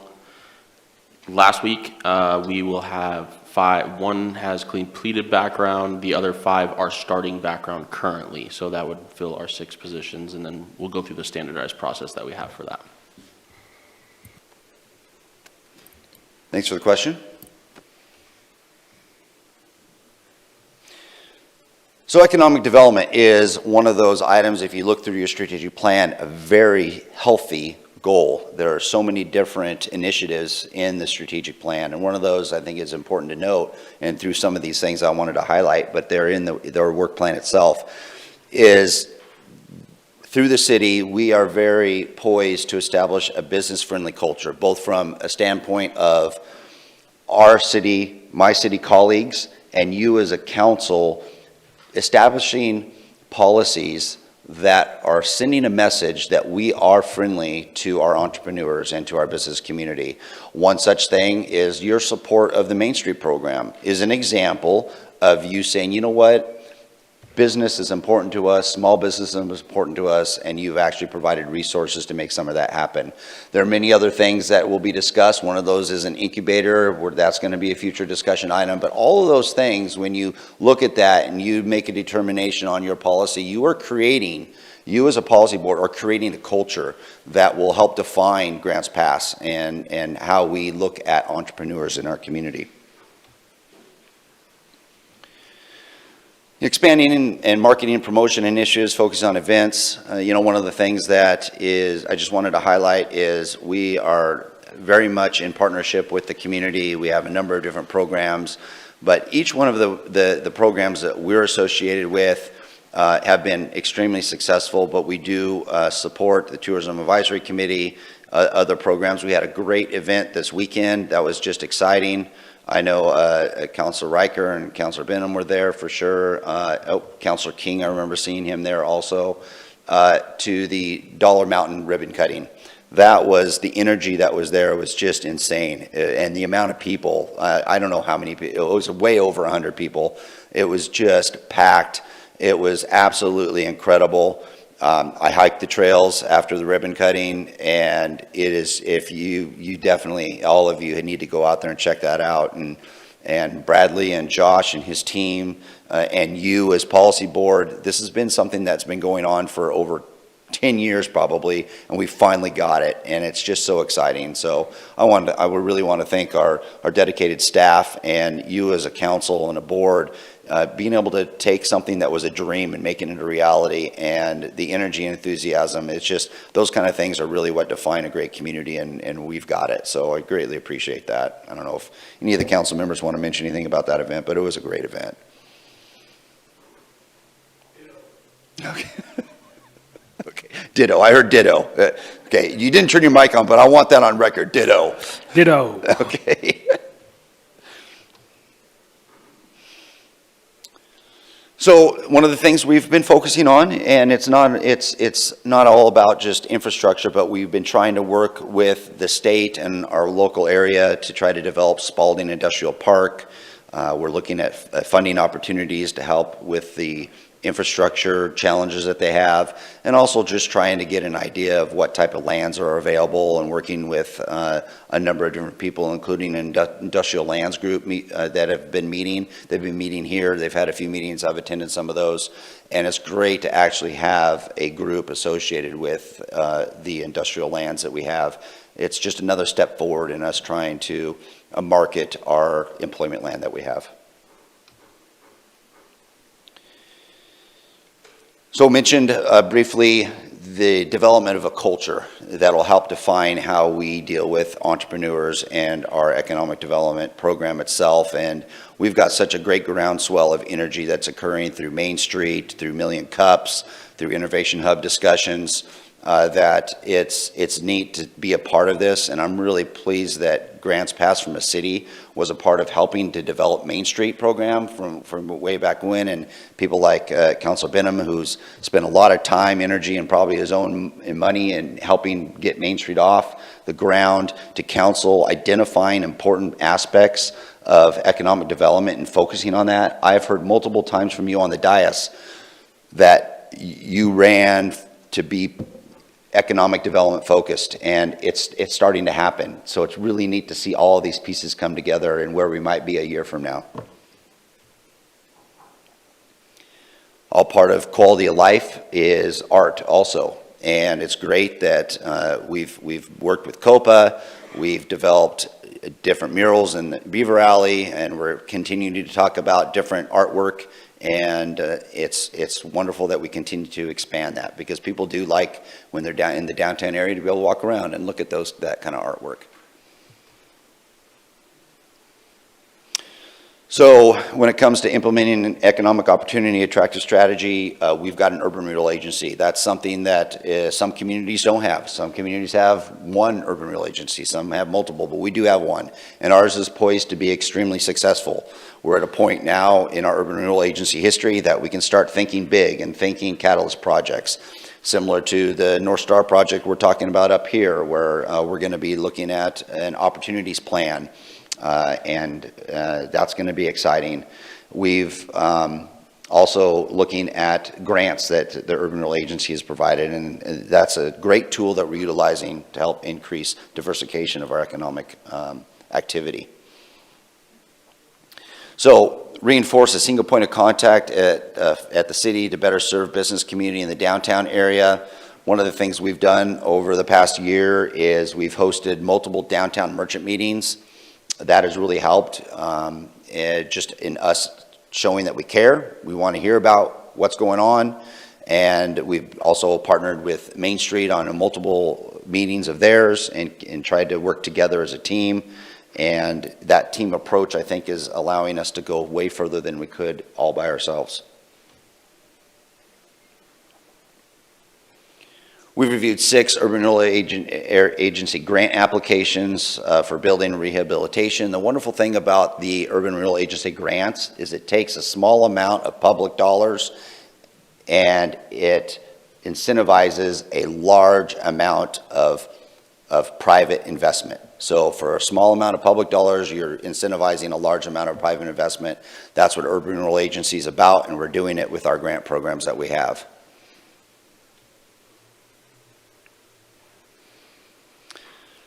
Providing opportunities for residents and visitors to experience exciting events and attractions. You know, ever since we've taken over those 3 events, meaning 4th of July and Art Along the Rogue and the Christmas tree lighting ceremony, they have been very successful. My colleagues, the community council, identifying resources to make that happen, has shown that these are great community events that we're going to die if council didn't ultimately make a decision to say, we'll take them over for now. Is it the right thing for us to do forever? That's ultimately a policy decision. We're having discussions about maybe new groups coming forward like Main Street that may be interested in helping and assisting with us in some of the events that impact their areas. So I'm excited about where that might go and the future that has. But you know, Art Along the Rogue, you've probably read some of the reports and seen what a success that was this year, and it just continues to be bigger and better each year.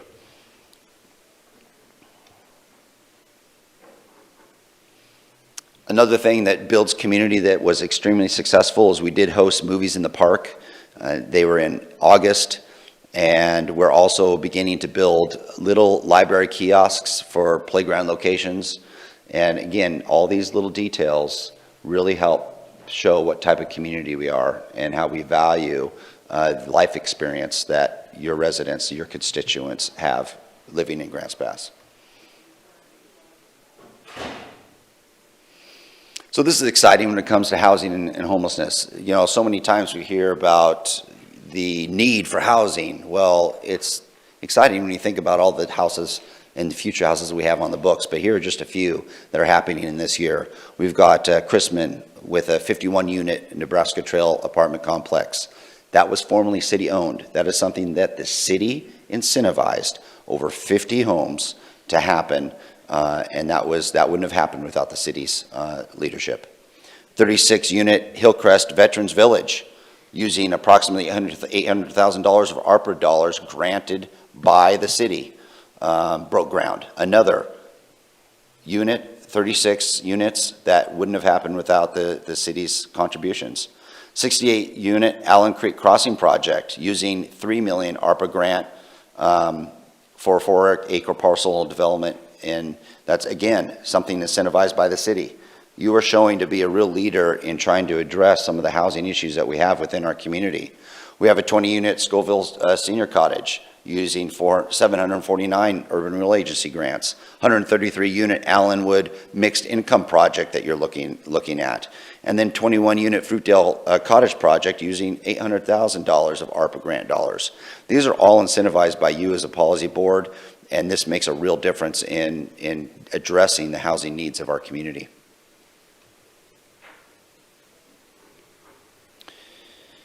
Another thing is our block grant dollars. We have received 30 low to moderate income applicants to help with weatherization and housing rehabs. Those low income houses that are in need of that to help reduce energy costs and keep the maintenance up are able to utilize this program, and it's been very successful. And so that's a great program that council has helped identify and that we've moved forward with. Again, adding value to the community, we were able to put in a new gazebo at Fruitdale Park. It's great. If you haven't gone out there and taken a look at it, it's just one additional activity, one additional piece of hardscape that the community could utilize. And with that, that concludes my report. There's so much more in that 36 pages in the work plan, but I just wanted to give you an upper level report on all the things. And again, this is something that couldn't have happened without you as a policy board, dedicated leadership of our colleagues, and a number of community volunteers. Thank you. Comments from council? Andra? Sorry. I just want to say we've been mired in this homeless thing for so long. It's so very nice to hear about all the awesome things that are being done in our community. So thank you for highlighting that. Thank you. Thank you, council. Thank you. That's a really great report, and it's good to see all the wonderful things that staff is doing. You make the city a really great place. Thank you.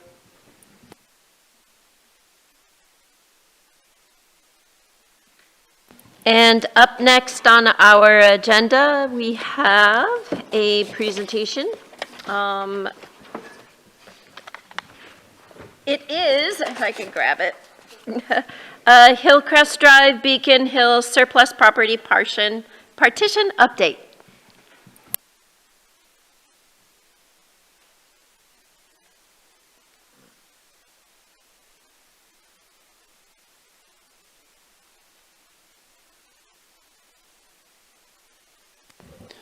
Thank you, Council President, members of the council. So this is a property that we've talked about numerous times with this board. This is surplus, or I'm sorry, not surplus property, but park reserve property that the city's had for many years. I think we acquired this property around 2001 from Calvary Baptist Church. So it's been in city ownership a long time. Our goal today is to give you a bit of an update on where we're at with the partition that the council directed that we proceed with a couple of years ago, and to let you know where we're at on the survey. And it relates to several of your council goals that are listed there. So this started in late '23. Council directed staff to subdivide 2 residential building lots off the city's 10-acre Hillcrest Drive parcel. Again, the proceeds that come out of sale of land like this, as it's currently designed, is they go into the Housing Opportunity Fund, and the city manager just addressed a couple of the projects that that Opportunity Fund has kind of helped to support. So we looked into that. We hired Peter Allen Land Surveying to prepare the plat. That went through in October. He came back and showed some drainage swales that were going to impact this. And so using this map here, I will just point out mostly what the main area we're talking about.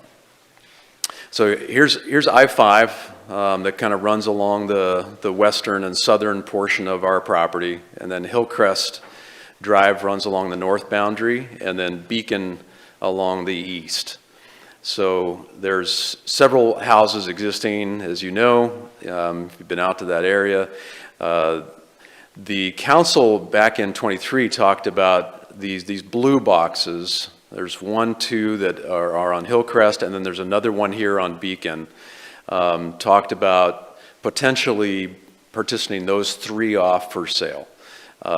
When we started looking into this and we hired Peter Allen, the main one that came back, well, I should start down on the Beacon one. The Beacon one, the frontage is pretty limited, and it also would kind of prevent us from being able to provide a good southerly access point to the park when it is developed.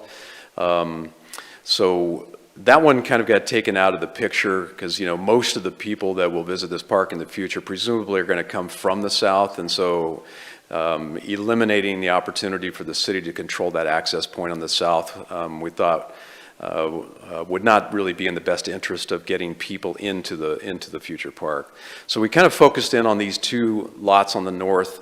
The one on the east, turns out that it collects. There's a culvert underneath Hillcrest here, and that culvert collects a lot of drainage that comes from the north side of Hillcrest. It's fairly deep right there, and it would take a pretty significant amount of fill to make that a buildable lot. So what we did then was we started to focus on the one remaining lot there to the west. This just shows the plat that Peter Allen did on the survey as the preliminary drawing, kind of showing the majority of parcel 1, 9.4 acres, being the future park, and then showing the parcel 1 and parcel 2.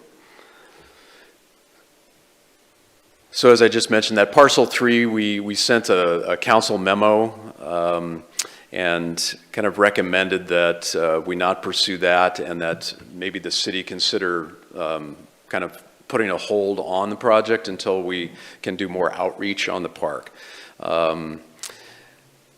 In June, you directed us to get an appraisal. There was still some interest from the council in looking at, okay, well, we still want to see what maybe that one lot, what will it gain, and maybe we should continue with the partition. So we did do that. The appraisal came back at about $100,000 for that 0.3 acre lot. I think this council has seen this maybe once or twice, but this is the concept plan for Beacon Hill Park that the Planning Commission approved several years ago. Shows a parking lot up here, I think about 35 lots, parking spaces up off of Hillcrest. There are a number of different amenities in here, a large walking trail system, and basketball and shelters and some other amenities. So in July then, after the council gave us direction to continue, Peter Allen, he kind of picked up where he left off on his survey work. And then he did identify at that point a couple of new concerns related to drainage and wetlands on the eastern parcel, which again, we're calling parcel 2. This is parcel 2. It's about 0.37 acres is on his preliminary drawing. So that's the area that he kind of came back and talked with us about. It is encumbered with some other natural drainage, some easements, a couple of small wetlands. The Desmarais Canal is the Grants Pass Irrigation District's main canal that runs through there. The estimate from the appraiser did not take that in, so our assumption is that $100,000 that we could potentially get proceeds from may drop a little bit with some of these encumbrances. This is just a map kind of showing where those crisscross in there, these easements and some of the wetlands. And then this is a little bit more detailed drawing that Peter Allen did, kind of showing some of the natural features and drainages. So the question really that we're here to talk about today is, what is the council's position on continuing forward with the plat and potentially breaking off a lot for the Housing Opportunity Fund? There may be an opportunity to still get a lot and still avoid the easements. The main opportunity for that would be closer to I-5 though. So there's probably a reduced value on a residential lot, fronting on I-5. But it's certainly possible if you wanted to do that. It is, let me go back to our concept drawing on the park. So again, we're talking about kind of this upper left corner of the drawing. This is where we preliminarily showed the future parking lot to be for the park. So that would need to be re-examined if you wanted to pursue that area.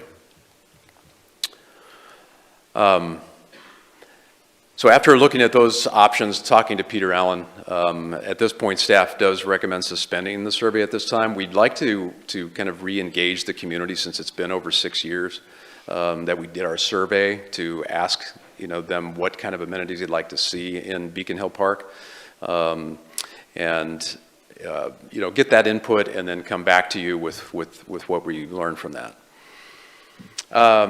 In terms of the cost implication, the survey, our contract with Peter Allen is $9,800.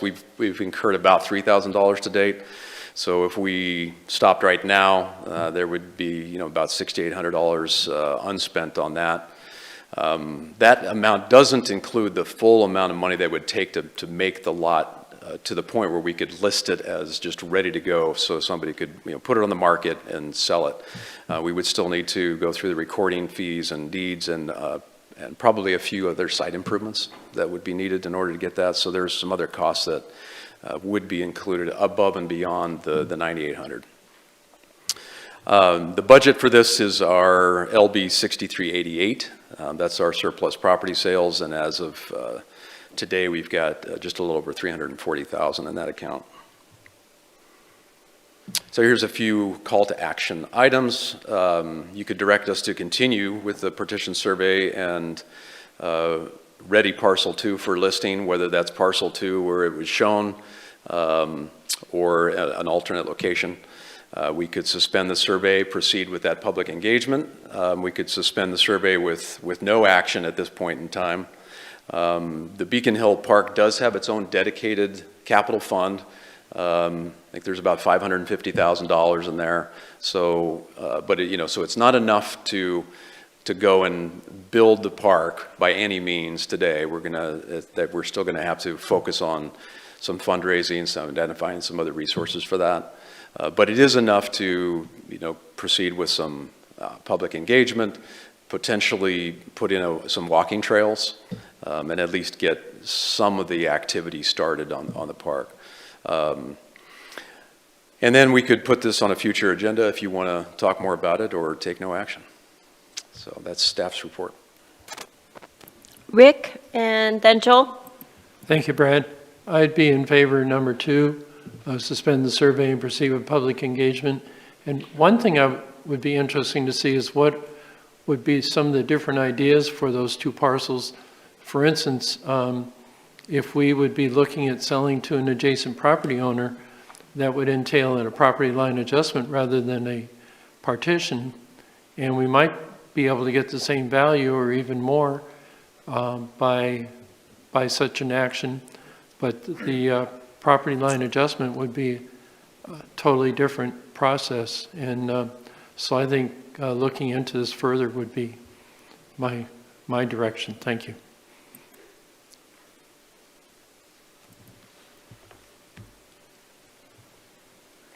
Okay, thank you, Victoria. You may have said it, and I may have missed it, Brad. You can ready parcel 2 for listing, and couldn't we also then, with that, also proceed with public engagement, or does the parcel 2 listing forego opportunities so that it can't be a park? No, Council, I think you're right. We probably could. And which one's Probably parcel could. 2, the one to the south or the north? The parcel 2 is right here. So Right it's there. to the west side of the Okay. existing house that's up there on Hillcrest. So that's a viable alternative also, correct? Yeah, I mean, I think we would need to know for certain before we go to the public, Right. whether exactly what the boundaries of the future park are. Right, okay. But we I could mean, have I think our we could cake probably and eat get it the too, timing lined up, yeah. Yeah, I was just looking at an option where we could maybe have some additional housing and also the park. Okay. Kathleen? In regards to what Rick said, is there any interest or have the residents been asked if they'd like to accumulate property and do a different type of? No, we have not approached the existing owner of this parcel here on Hillcrest Drive. We have not done that. So it would just be that one that would be viable to sell to a property owner, existing property owner?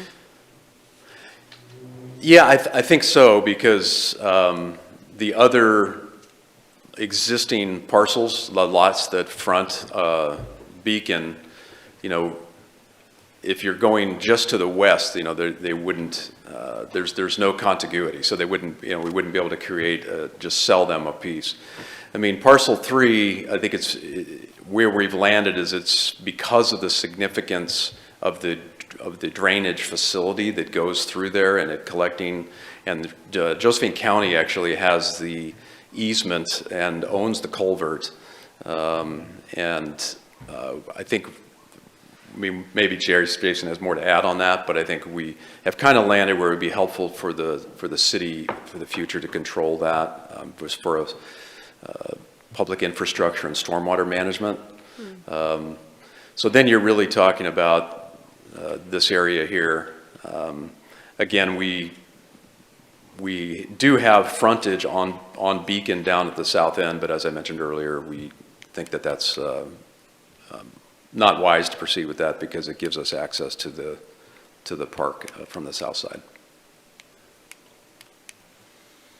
Yeah, I'm kind of in favor of carrying on with the survey, number one, like Joel was kind of mentioning, and seeing what other things could be done for the park. Rob?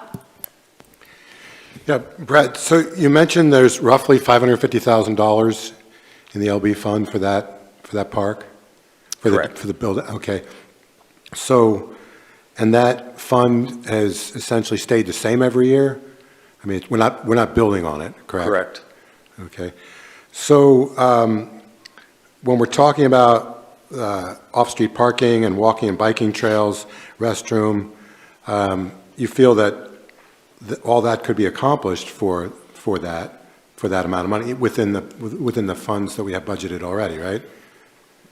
No, we would not be able to construct all those amenities with the existing money. So what kind of figure are we looking at just to have essentially these bare bones amenities? Do we have any idea? How much more money do we need? Well, we worked with ZCS to get us some numbers about 6 years ago. That was a couple of million. So it's going to be more than that today. Okay. So we're probably 75% short minimum, and maybe a lot more than that. Okay. Thank you. Help finance it. That's what I do. Other comments or questions? I believe we had one option. Joel, if you will, was it Joel? Oh. And will you repeat it, please?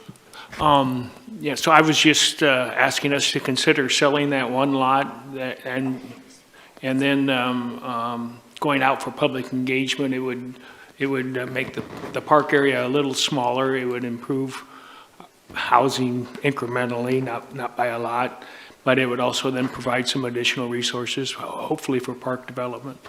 I'm not sure if those monies translocate, but hopefully they would.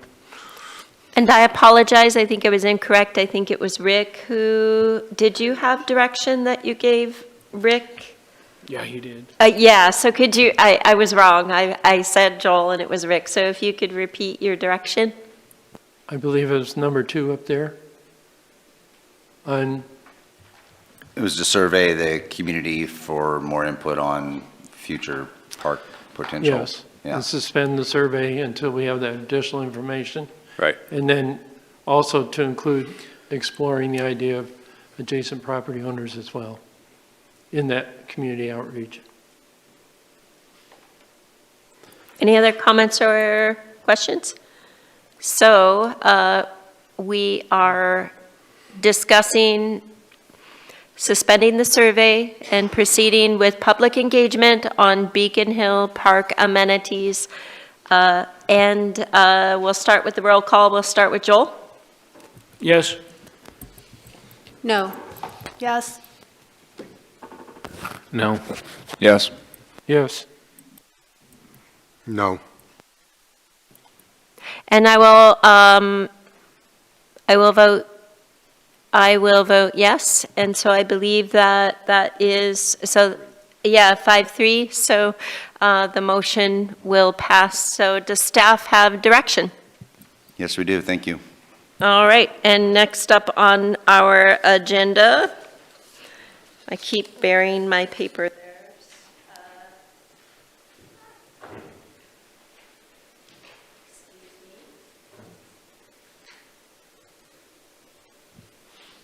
Next up on our agenda, we have a moderate income revolving loan program.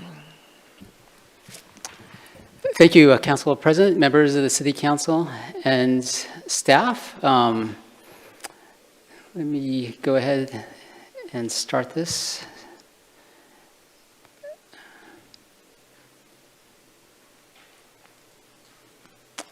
I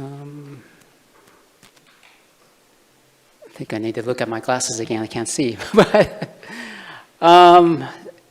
thank you for this opportunity. I'd like to, as we segue from property to a possible funding source for new housing, we'd like to take this opportunity to introduce to Council the Moderate Income Revolving Loan Fund. This fund's actually provided by the State Oregon Housing and Community Services, OHCS, and I will be sharing my presentation time with staff at OHCS who are driving the MERL, or it's also affectionately known as. So it's the Moderate Income Revolving Loan Fund, but we refer to it as the MERL. In terms of summary and subject, this is an overview of the new funding from the state. This is a council discussion and possible motion to implement this new funding and the relationship to council goals, economic growth, housing, and fiscal stability by providing a local access for a new funding program to develop new housing. So with that, I do have Representative Lindy from OHCS. I believe she's online. And Lindy will attempt to log you in. Should I go off my presentation? And oh, okay. Lindy, can you pull up your presentation, or do you want me to? Absolutely. More than happy to share my screen and navigate through the PowerPoint. Okay. Oh, can she do that? Or? Awesome. Oh. Excuse us as we. No worries. I can definitely start sharing, and my apologies for not being on camera today. My Wi-Fi has been awful today, so don't want to have anything cut out. Thanks so much for having us here today. I also have Megan Ellertson, our Rural Program Manager, here as well, just to help answer any questions, comments, concerns that folks have post-presentation.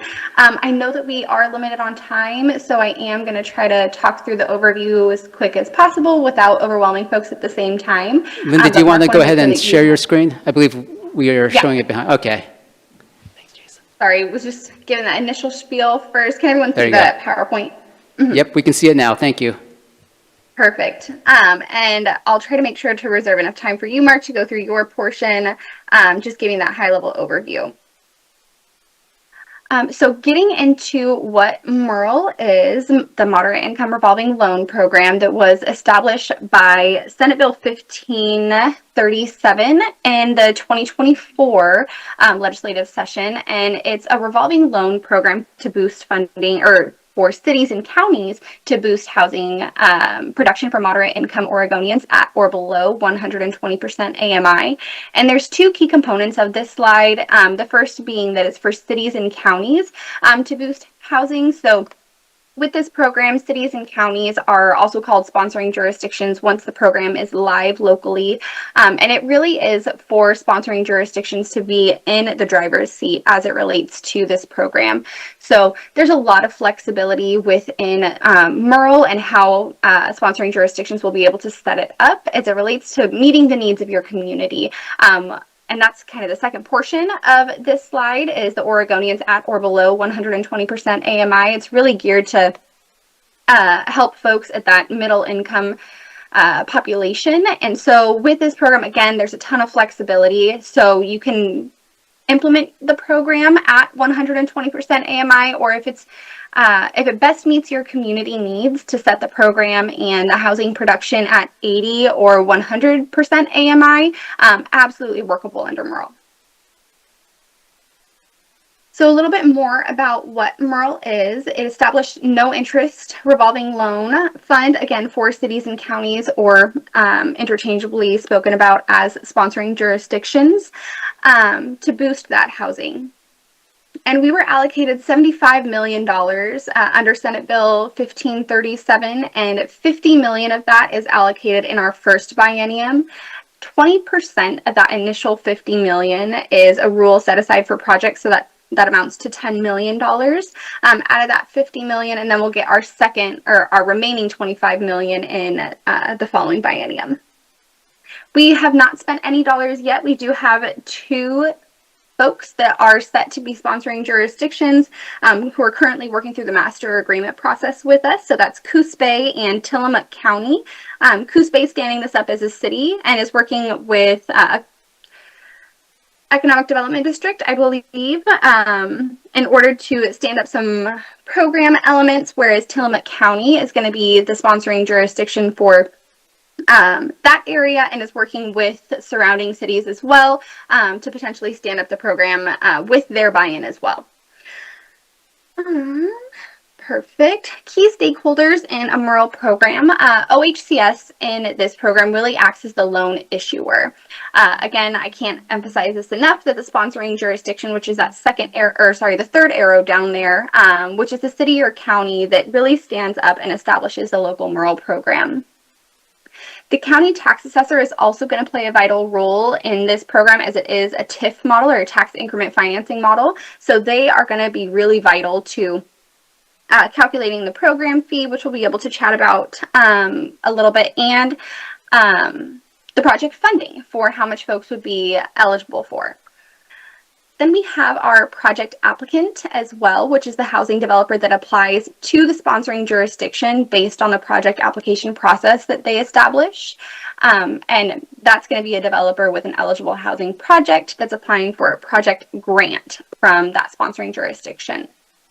And we do have the fee payer as well, which I know it is a little bit odd as you're thinking about repayment, and why a project applicant would be granted dollars, but then potentially have someone else be a fee payer. Under MURL, both rental and home ownership projects are potentially eligible. So under home ownership projects, you might have the fee payer be different than the project applicant. Again, I don't want to take up too much time. I know we've only got about 15 minutes left, but for a very simple overview of how this program works is that kind of even getting to before step 1, how sponsoring jurisdictions stand up this program is they pass an originating ordinance or resolution with 3 critical components. So that's going to be a definition of local site control, the compliance plan, and a definition of utility allowance or utility calculation, and how that's going to be used within the program.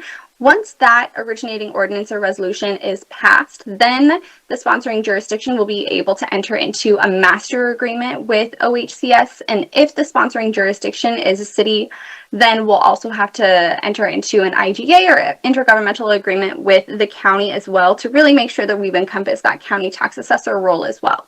So once the IGA or master agreement is executed, that's when OHCS would deem that program as stood up. So then we're getting into the actual program and how it flows through. So OHCS issues no interest loans to a sponsoring jurisdiction based on the provisionally approved application that the sponsoring jurisdiction submits to OHCS. And upon the completion review, OHCS is able to give that loan to the sponsoring jurisdiction, which the sponsoring jurisdiction then issues a grant to the developer. And I know I just said loan and grant within the same sentence, so what's the difference? OHCS issues a loan to the sponsoring jurisdiction because that also encompasses a 6% admin fee for the ongoing monitoring and compliance and management of the MURL program. So the admin fee is 6% of the on top of the grant amount, and 5% of that goes to the sponsoring jurisdiction, and 1% of that goes to the county tax assessor specifically for their role. So once the sponsoring jurisdiction then issues the grant to the developer will be able to build or improve on the housing property, since this grant is loan/grant is also eligible for new construction or conversion. And then the county tax assessor from there is going to collect the program fee and remit the payment back to OHCS. And that's how we're going to be able to cycle these funds to allow and establish more housing projects. Some resources, just really quickly, we have one-on-one technical assistance that's available for sponsoring jurisdictions to chat with us one-on-one to get really into the nitty-gritty details of what MURL is, how it works. And definitely want to make sure that folks are know that that's readily available, and we're really eager to have these conversations with folks and be a robust support as well. We do have our MURL toolkit that is on our MURL webpage. So that's forms and different templates that we provided, including but not limited to an originating ordinance template, list of all of the documents that we would need to deem a complete application, in addition to the annual report template that would be required to be submitted by all sponsoring jurisdictions annually. We've also got some FAQs, affordability tools, as eligible projects are required to have an affordability period of 10 years or the life of the loan, whichever one is longer. So definitely have those tools online, and happy to chat through what those look like as well, in addition to some other program resources. And finally, our Initiate Master Agreement Smart Sheet and our Intent to Apply, which triggers the review process on OHCS's side. We also have a MURL questions and comments portal that can be used for folks to submit any kind of questions, comments, or concerns that they have as they're navigating the MURL process. But again, I can't emphasize enough that we really are here to be thought partners and would love to meet with folks one-on-one to chat through any questions, comments, or concerns. One thing that I do just want to call out in this most recent legislative session in 2025, Senate Bill 48 was passed, and it does make technical fixes to the MURL program that was originally passed as Senate Bill 1537. And under Senate Bill 48, sponsoring jurisdictions will be able to issue loans to developers or project applicants, in addition to repaying an alternative via alternative sources. We're still working out what that looks like on the OHCS side, but do anticipate having information out early 2026 for folks to be able to use and implement their MURL programs under Senate Bill 48. So I know I spoke really fast, but again, want to make sure that Mark's got time. But any questions, comments, or concerns, please don't hesitate to reach out with us. Again, more than happy to meet with folks to chat through everything. Thank you, Lindy. I know it's a lot for this afternoon, given the council agenda, but there are 5 takeaways. I'll kind of wrap this presentation up to the council. Let me get this back on right again.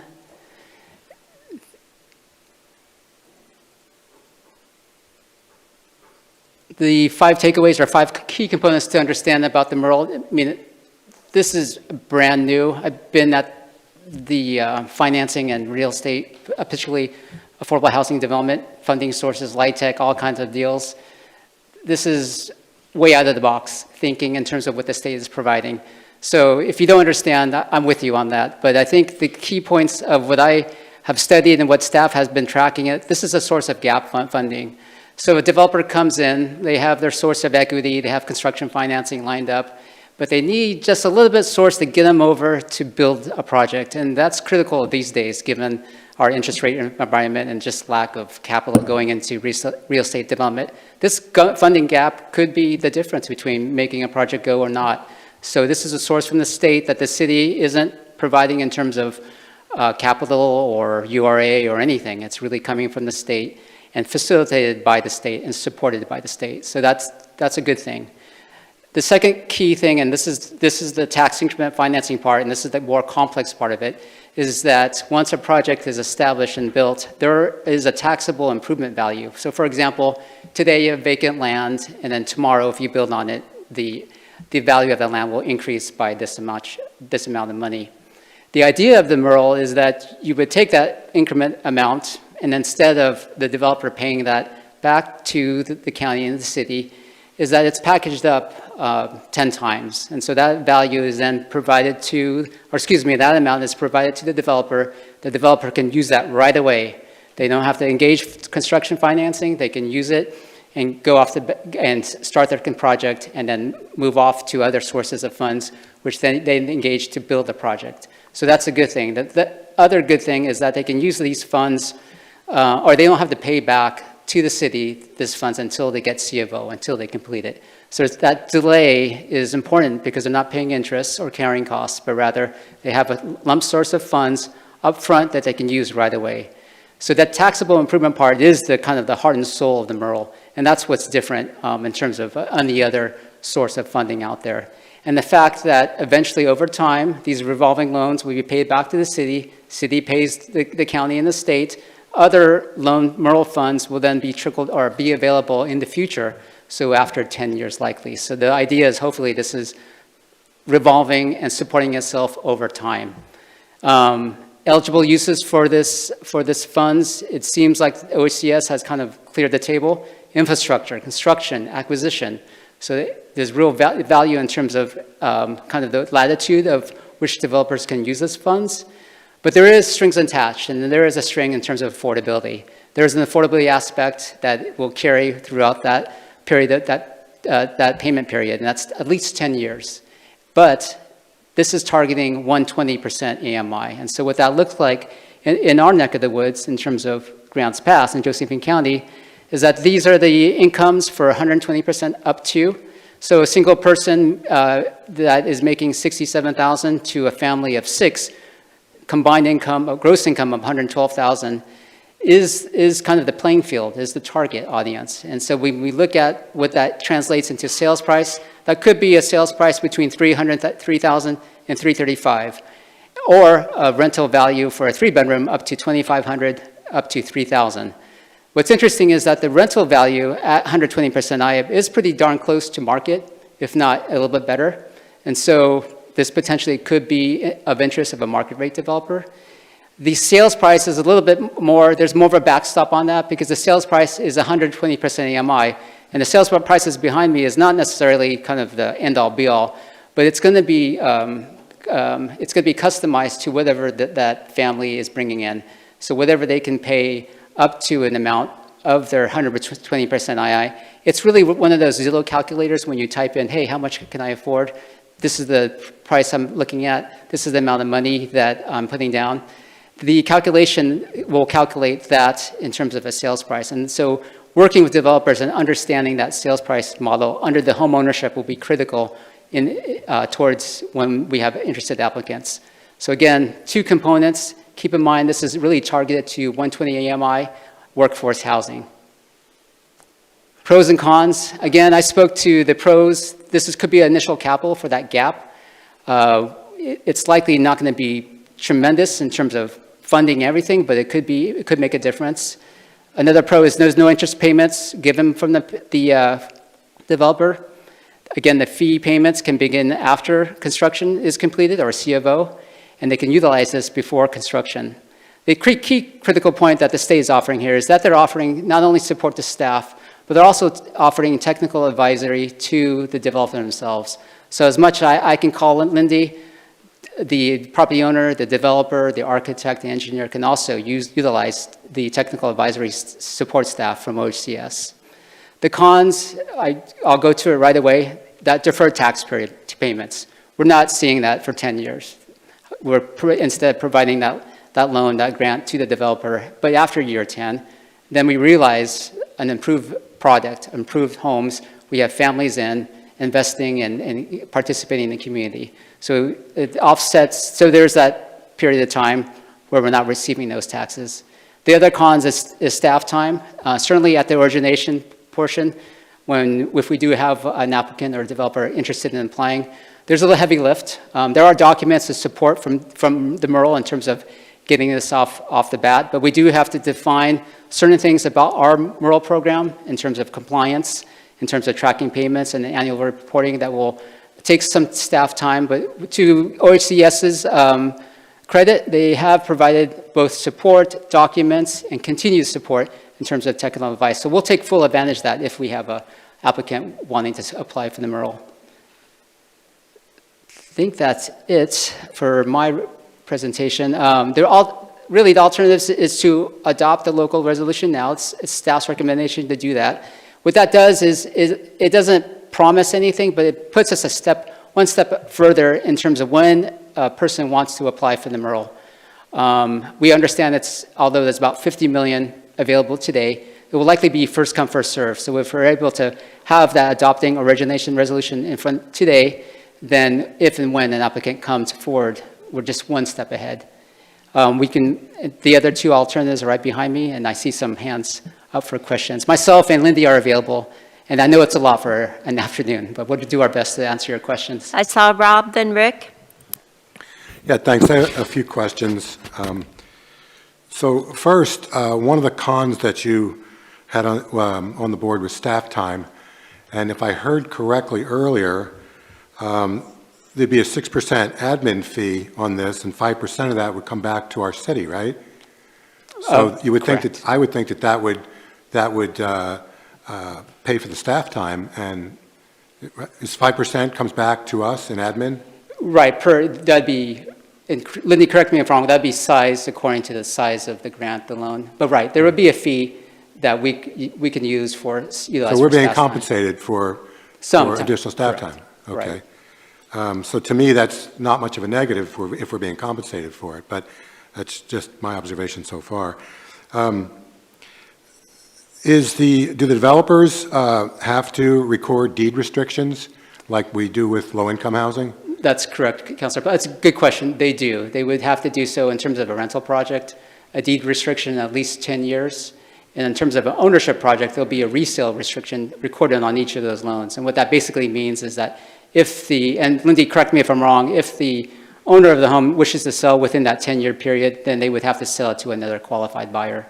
But correct, Councilor Pell, there would be deed restrictions needed and recorded on both types of projects. But only then 10 years, because like typically low income is like 30-year deed restriction, right? Correct, that's right. So basically, in 10 years, somebody's free and clear to sell it for whatever they want, right?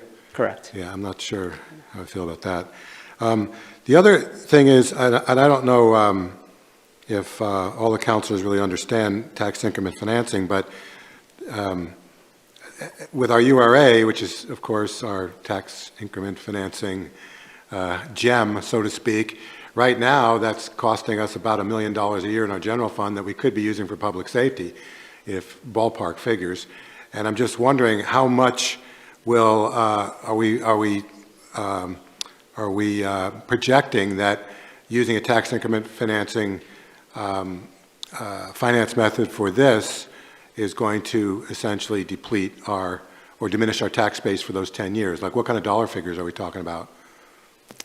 And I also believe the presenter online, so after you answer, Sure. then I think she had something to add as well. I just wanted to say that. That's a good question, Councilor Pell. To be honest, we don't know in terms of that impact. Our initial understanding is that properties that are developments that might be suitable are smaller projects. So hence the loans or the grants based off that tax increment financing would be fairly nominal, but we don't know. But that's a good point in terms of impacting. If we adopt this program, how would that impact our URA? So when you say projects would be, you foresee them being, we'll say, smaller. So what kind of dollar figure per project is kind of in the target range of this Yeah, program? that's been the kind of the $1 million question that we've been asking OHCS and various stakeholders in this. We've heard estimates looking at 20 to 25,000 per unit. So there's no basis for that right now. this is a brand-new program hasn't got off the shelf in terms Sure. of, so it's hard to gauge, but obviously our county taxes are lower Okay, so amongst other counties, so likely that $20,000 to $25,000 per unit would maybe even lower when we apply it here in this county. Okay, so we've got a lot of upsides here. We're not sure how much it's going to cost us. It doesn't sound like it's going to cost us a lot, but we don't know how much it's going to cost us. So we've got, do we want to buy gold today, but we can't tell you what the price is. So that would, we kind of need to, I would need to pin that down a little bit. Also, do we, is other than the reimbursing the assessor, is there any other collaboration needed with the county for this? None, no. We initially met with Chris Pratt, the county assessor, and he's fully aware of this program and supportive. I imagine the tax collector themselves as well and their staff, but in terms of other county or city agencies, it would be between the city as a sponsoring jurisdiction and the county as the assessor.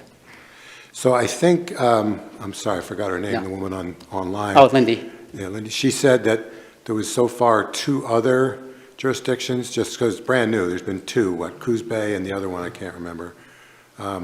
So what kind of projects, do they even have, oh, okay, so they've just signed on to the program, but they probably don't have any projects yet specifically. So we don't have any examples of projects or project size, it's just they've signed on. Is that right? Lindy, could you answer that in terms of Coos Bay or Tillamook? Yeah, I'm going to answer that real quick, and then I'm going to toss it to Megan because she's got a couple points that she wants to add to that. Tillamook has 3 projects that they'd like to get down the pipeline. One is 2 are home ownership, and 1 is rental.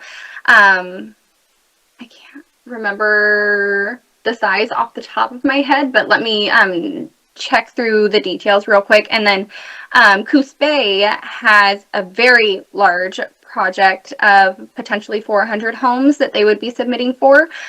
So we've got a pretty good range that we're looking at right now. We're still looking at initial numbers for what Merle's going to come in to cover under the GAP model. But I'm going to throw it to Megan for the couple points that she had. Yeah, if it's okay that I jump in. Hi, everyone. My name is Megan Ellerts. I'm the program manager for Merle with OHCS.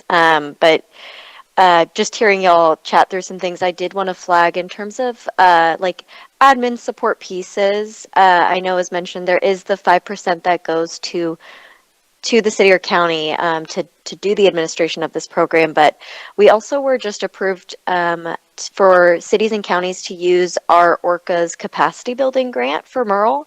That's another option because we understand there might be some more upfront costs that need to be addressed with just some additional funding. So that is available as well in terms of kind of supporting admin pieces of this. I also kind of heard, I was just kind of taking notes as you're talking, the mention of kind of the foregone tax piece in terms of the exemption. We do want to highlight fire district fees will remain whole. And it is kind of dependent on the size of those projects. I think, we have heard other folks mention in other locations of like, hey, we kind of want to see what an example project looks like. And I think that's somewhat of a positive piece of Merle is that there is such a range. We're seeing a lot of range of different types of interest in terms of project size, project type.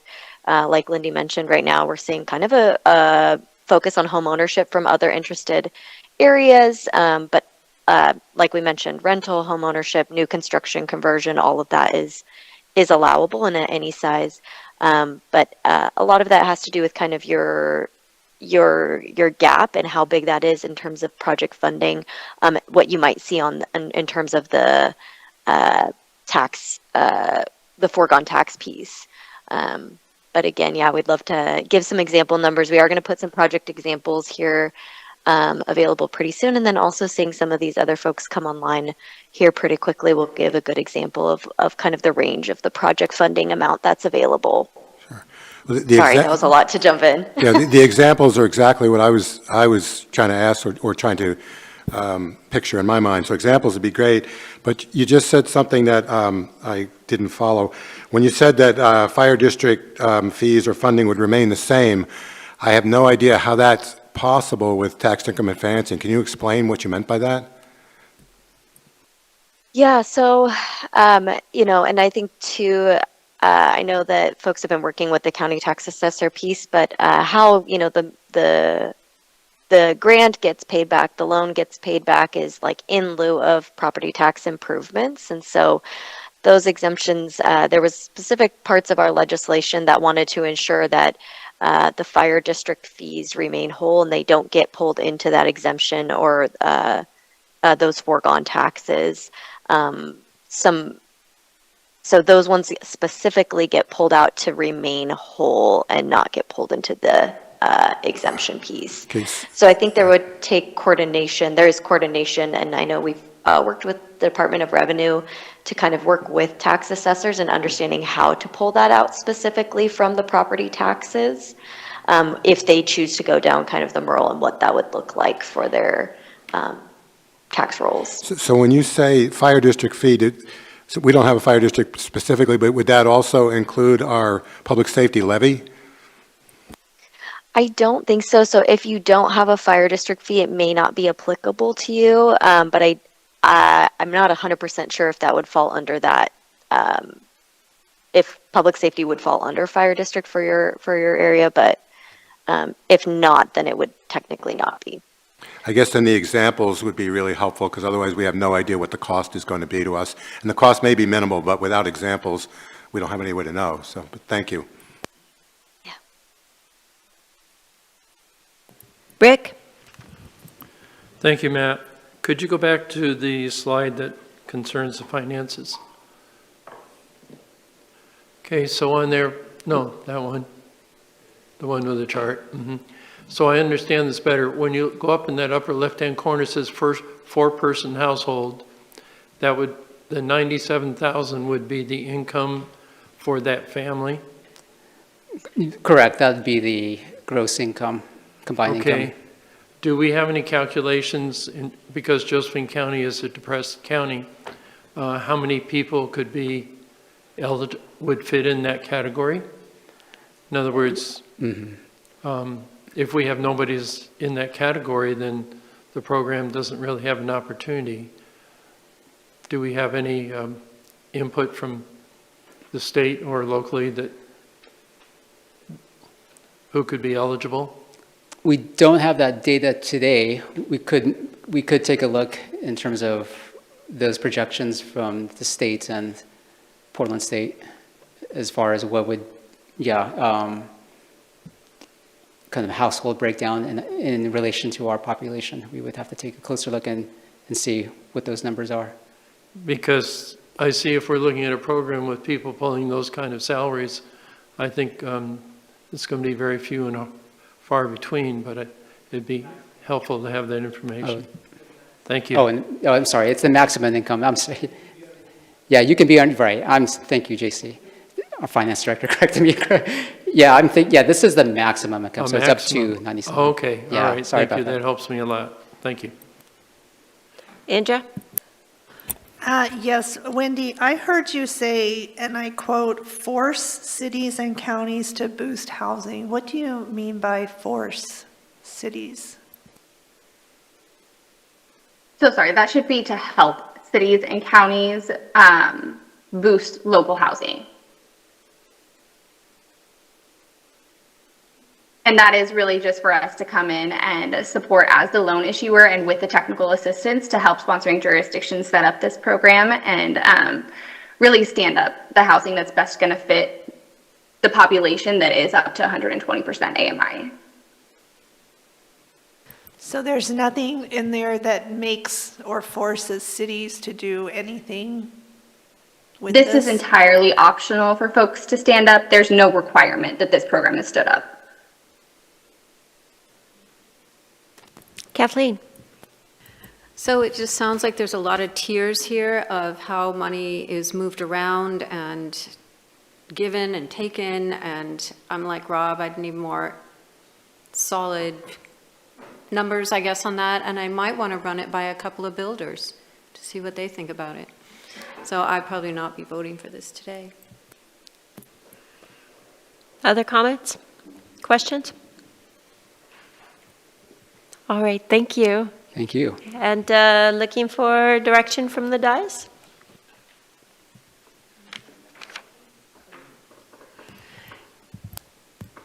Clint has something to say. Oh, and Clint. Mayor Scherf. Sorry, I didn't raise my hand in time because I wanted to make a question and comment. So I actually learned about this program during our last League of Oregon Cities conference, and the way I understand it is this is opening up a new avenue for funding streaming so participants can utilize more of workforce housing developments rather than lower income or HUD housing style developments. And so can you clarify that statement? Is this more towards workforce housing, kind of as it's called, moderate income? Yeah, Mayor, this is Mark here. Yep. I can certainly attempt, or at least take a stab at that answer. But yes, I mean, this is a source available, would be available from the state, OHCS. Traditionally, OHCS has funding sources for correct AMI levels anywhere from 80 and below. Very few opportunities to target higher AMI levels, namely up to 120%, which is considered moderate or workforce. So this would be an available source specifically for targeting those type of developments. All right, thank you for the clarification. That's all for me. Thanks. Rick? Further elaboration on that, again, I was at LOC and they presented it, it sounded like a really neat program. But Clint, as you say, if we have more workforce housing, then we have the ability to bring people in to work here and earn income, so it actually makes a better, healthy economic climate if there's that opportunity for not only to be employed here, but to have the opportunity to find housing while they're employed. Thank you. Yes, this is Mayor Scherf again. Sorry to interrupt, but yes, Rick, you are correct. That's, I believe, why I would be an advocate for this funding source is it kind of meets our strategic planning and on pushing economic growth in our neighborhoods too, because like you stated, Rick, if we have the workforce housing available, then we can attract more businesses to come and establish within our community. Thank you. Comments or other questions? Rob? Comment. Yeah, I mean, the upside of this is pretty obvious. Workforce housing is a good thing. It's needed. There's no debate there, I don't think. It's nothing but positive, the upside. The question is, how much is it going to cost? And for me, even if we, due to the fact that there's a time lag between the time a project is planned and it gets, and all the details are done, we may not have really good examples from other jurisdictions for a while, but I would just need some relatively good faith estimate as to what this is likely to cost us as far as reducing our tax base initially, because that's what it does. It will reduce over the first 10 years. We will pay for this. Essentially, the funds that our general fund will not get will pay for this. So the question is, what's the cost? A good faith estimate, which we haven't heard today, would be enough for me because the upside is really good. But without having any idea what that is, and it may not be a big figure, but without having any idea what it is, I think it'd be irresponsible to move forward with it. It may not be hard to get a good faith estimate, and the upside is intriguing for sure. Well, I had a kind of a comment. I don't know if it would, and maybe either the mayor or Mark can help me with this, but it seemed like it wouldn't be costing us necessarily because this is new development. So is it for new projects or existing projects? So if a project isn't going to be developed, I mean, we're not going to see the taxes ever rather than just deferred for 10 years. Is that a little bit accurate? Or this is going to spur on new development that has a deferred tax income for the city, correct? I mean, that's very simplified. but- Yeah, but Council President, yeah, I'm tracking with you, right. I mean, ideally, the source has, as I mentioned, the 2 bullet points, the key point was the gap financing and tax increment, or tax exemption. Yeah, it's meant to serve that gap to push a project forward for new housing. Thank you. And I do want to mention that the program is eligible for new or conversion, and it is just the exemption on the taxes for improvements that are foregone. So not just for new development, but for improvements? It would have It to. can be, yeah. Yeah, Okay. I think, Lindsay, correct me if I'm looking, a conversion from or a conversion of an existing building into additional units would be eligible. Yes. Rob, and then I think I saw Rick's hand earlier, but maybe So, it's not up anymore. Okay. I'm going to ask whoever feels qualified to answer. Regarding Victoria's question, I mean, it makes no difference whether it's new, whether it's existing, whatever. It costs us 3% a year. Once the tax base is, once it's frozen in a tax increment situation, then every year that, the income from that, the revenue from that property will not go up. It's going to be frozen. So as all of our expenses go up, whether it's public safety at 5 to 7% a year, or our cost of living raises for our employees at roughly 3% a year, those projects or those properties will cost us 3% a year. We won't be getting any increased income. Is that not accurate? Anyone? I mean, it's pretty simple, right? I mean, JC can probably answer it, I would think. I mean, that's correct. I mean, there's the increment is captured for that one period. So regardless of what it is, it's costing us 3% a year for probably the 10 years, right? Thank you. If I may just kind of interject. So I read the same thing. I think the project, though, hopefully gains that 3% back at the end of the 10. Well, the upside is, we understand the upside of tax increment financing, but it's going to cost us, yeah. Rick? So I'd like to amplify a little bit where Rob is going. Well, 3% may be a factor in looking at the whole picture. Again, that's just one aspect. I think if you look at the whole picture, the whole picture being the economy of the city, when you have additional people employed, when you have additional people because of their employment, spending money, keeping the businesses alive, keeping the activity healthy within the community, that 3%, I think, can be a trade-off for a healthy community, and the return on that 3%, I think, will exceed the 3% it's costing us. So I see through just the health in the community would be a real advantage. Thank you.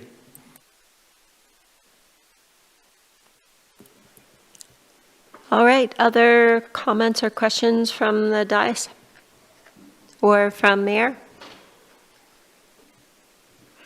Can I weigh in, Victoria? Yes. I just want to reiterate what Rick just stated.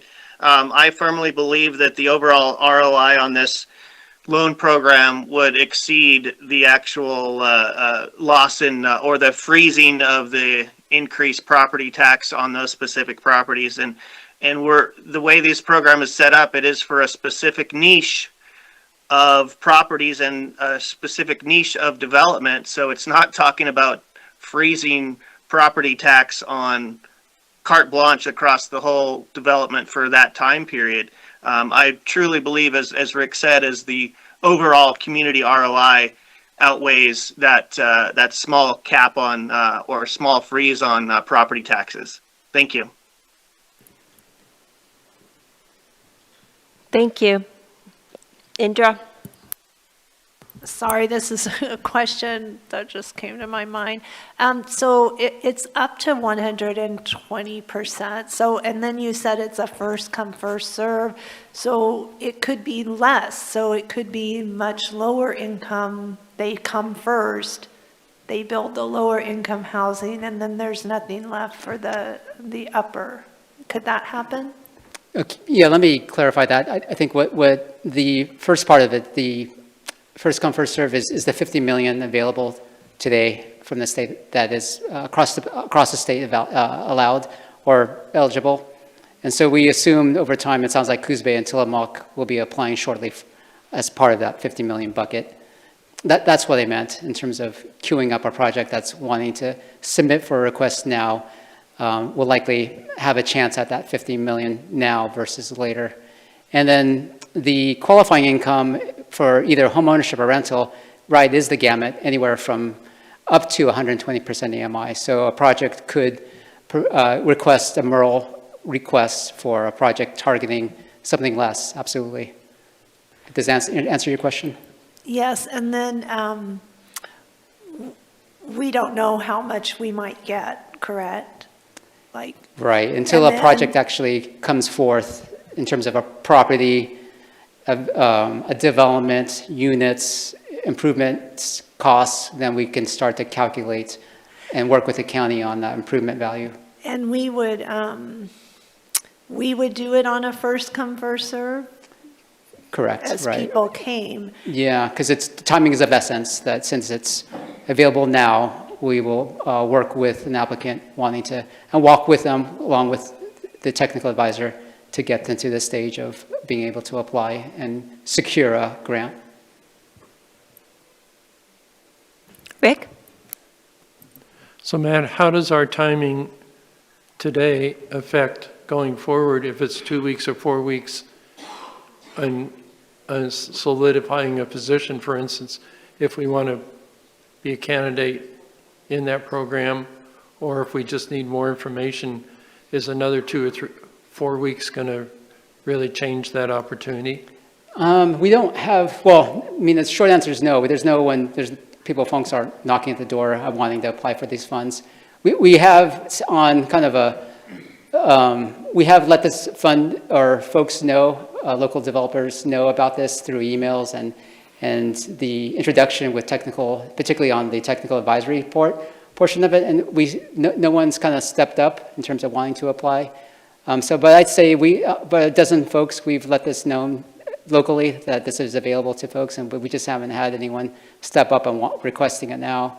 So the short answer is there's no impending applicant wanting to apply for these funds, but that could change next week, and that would kind of move us forward with requesting this or tracking this a little bit quicker. And to the council's point, we can certainly work between now and then on providing an example so you can see kind of what this project would look like and what it would pencil out to be, and the costs to the taxes that would be deferred for those 10 years. I think that's fair to understand both ideally at a small and large kind of projects, but we'll work our best. We'll work with OHCS and others to come up with that.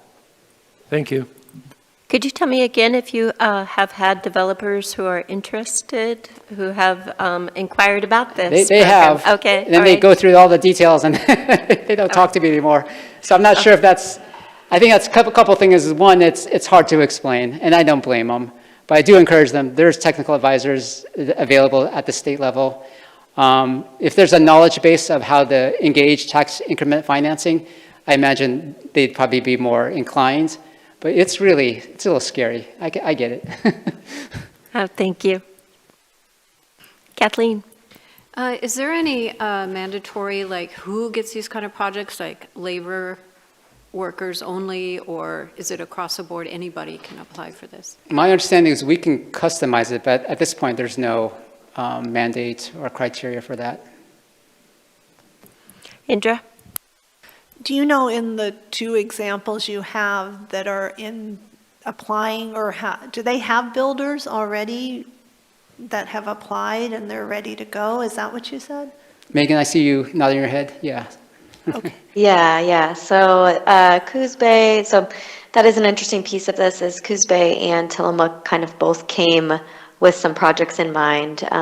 So they do have those projects set up. We do have other folks, though, that are thinking about getting this program stood up and are still kind of looking to match with projects. So kind of a whole range of things, but yes. Okay, and the two that are going, are they local builders to those communities, or do they come from elsewhere?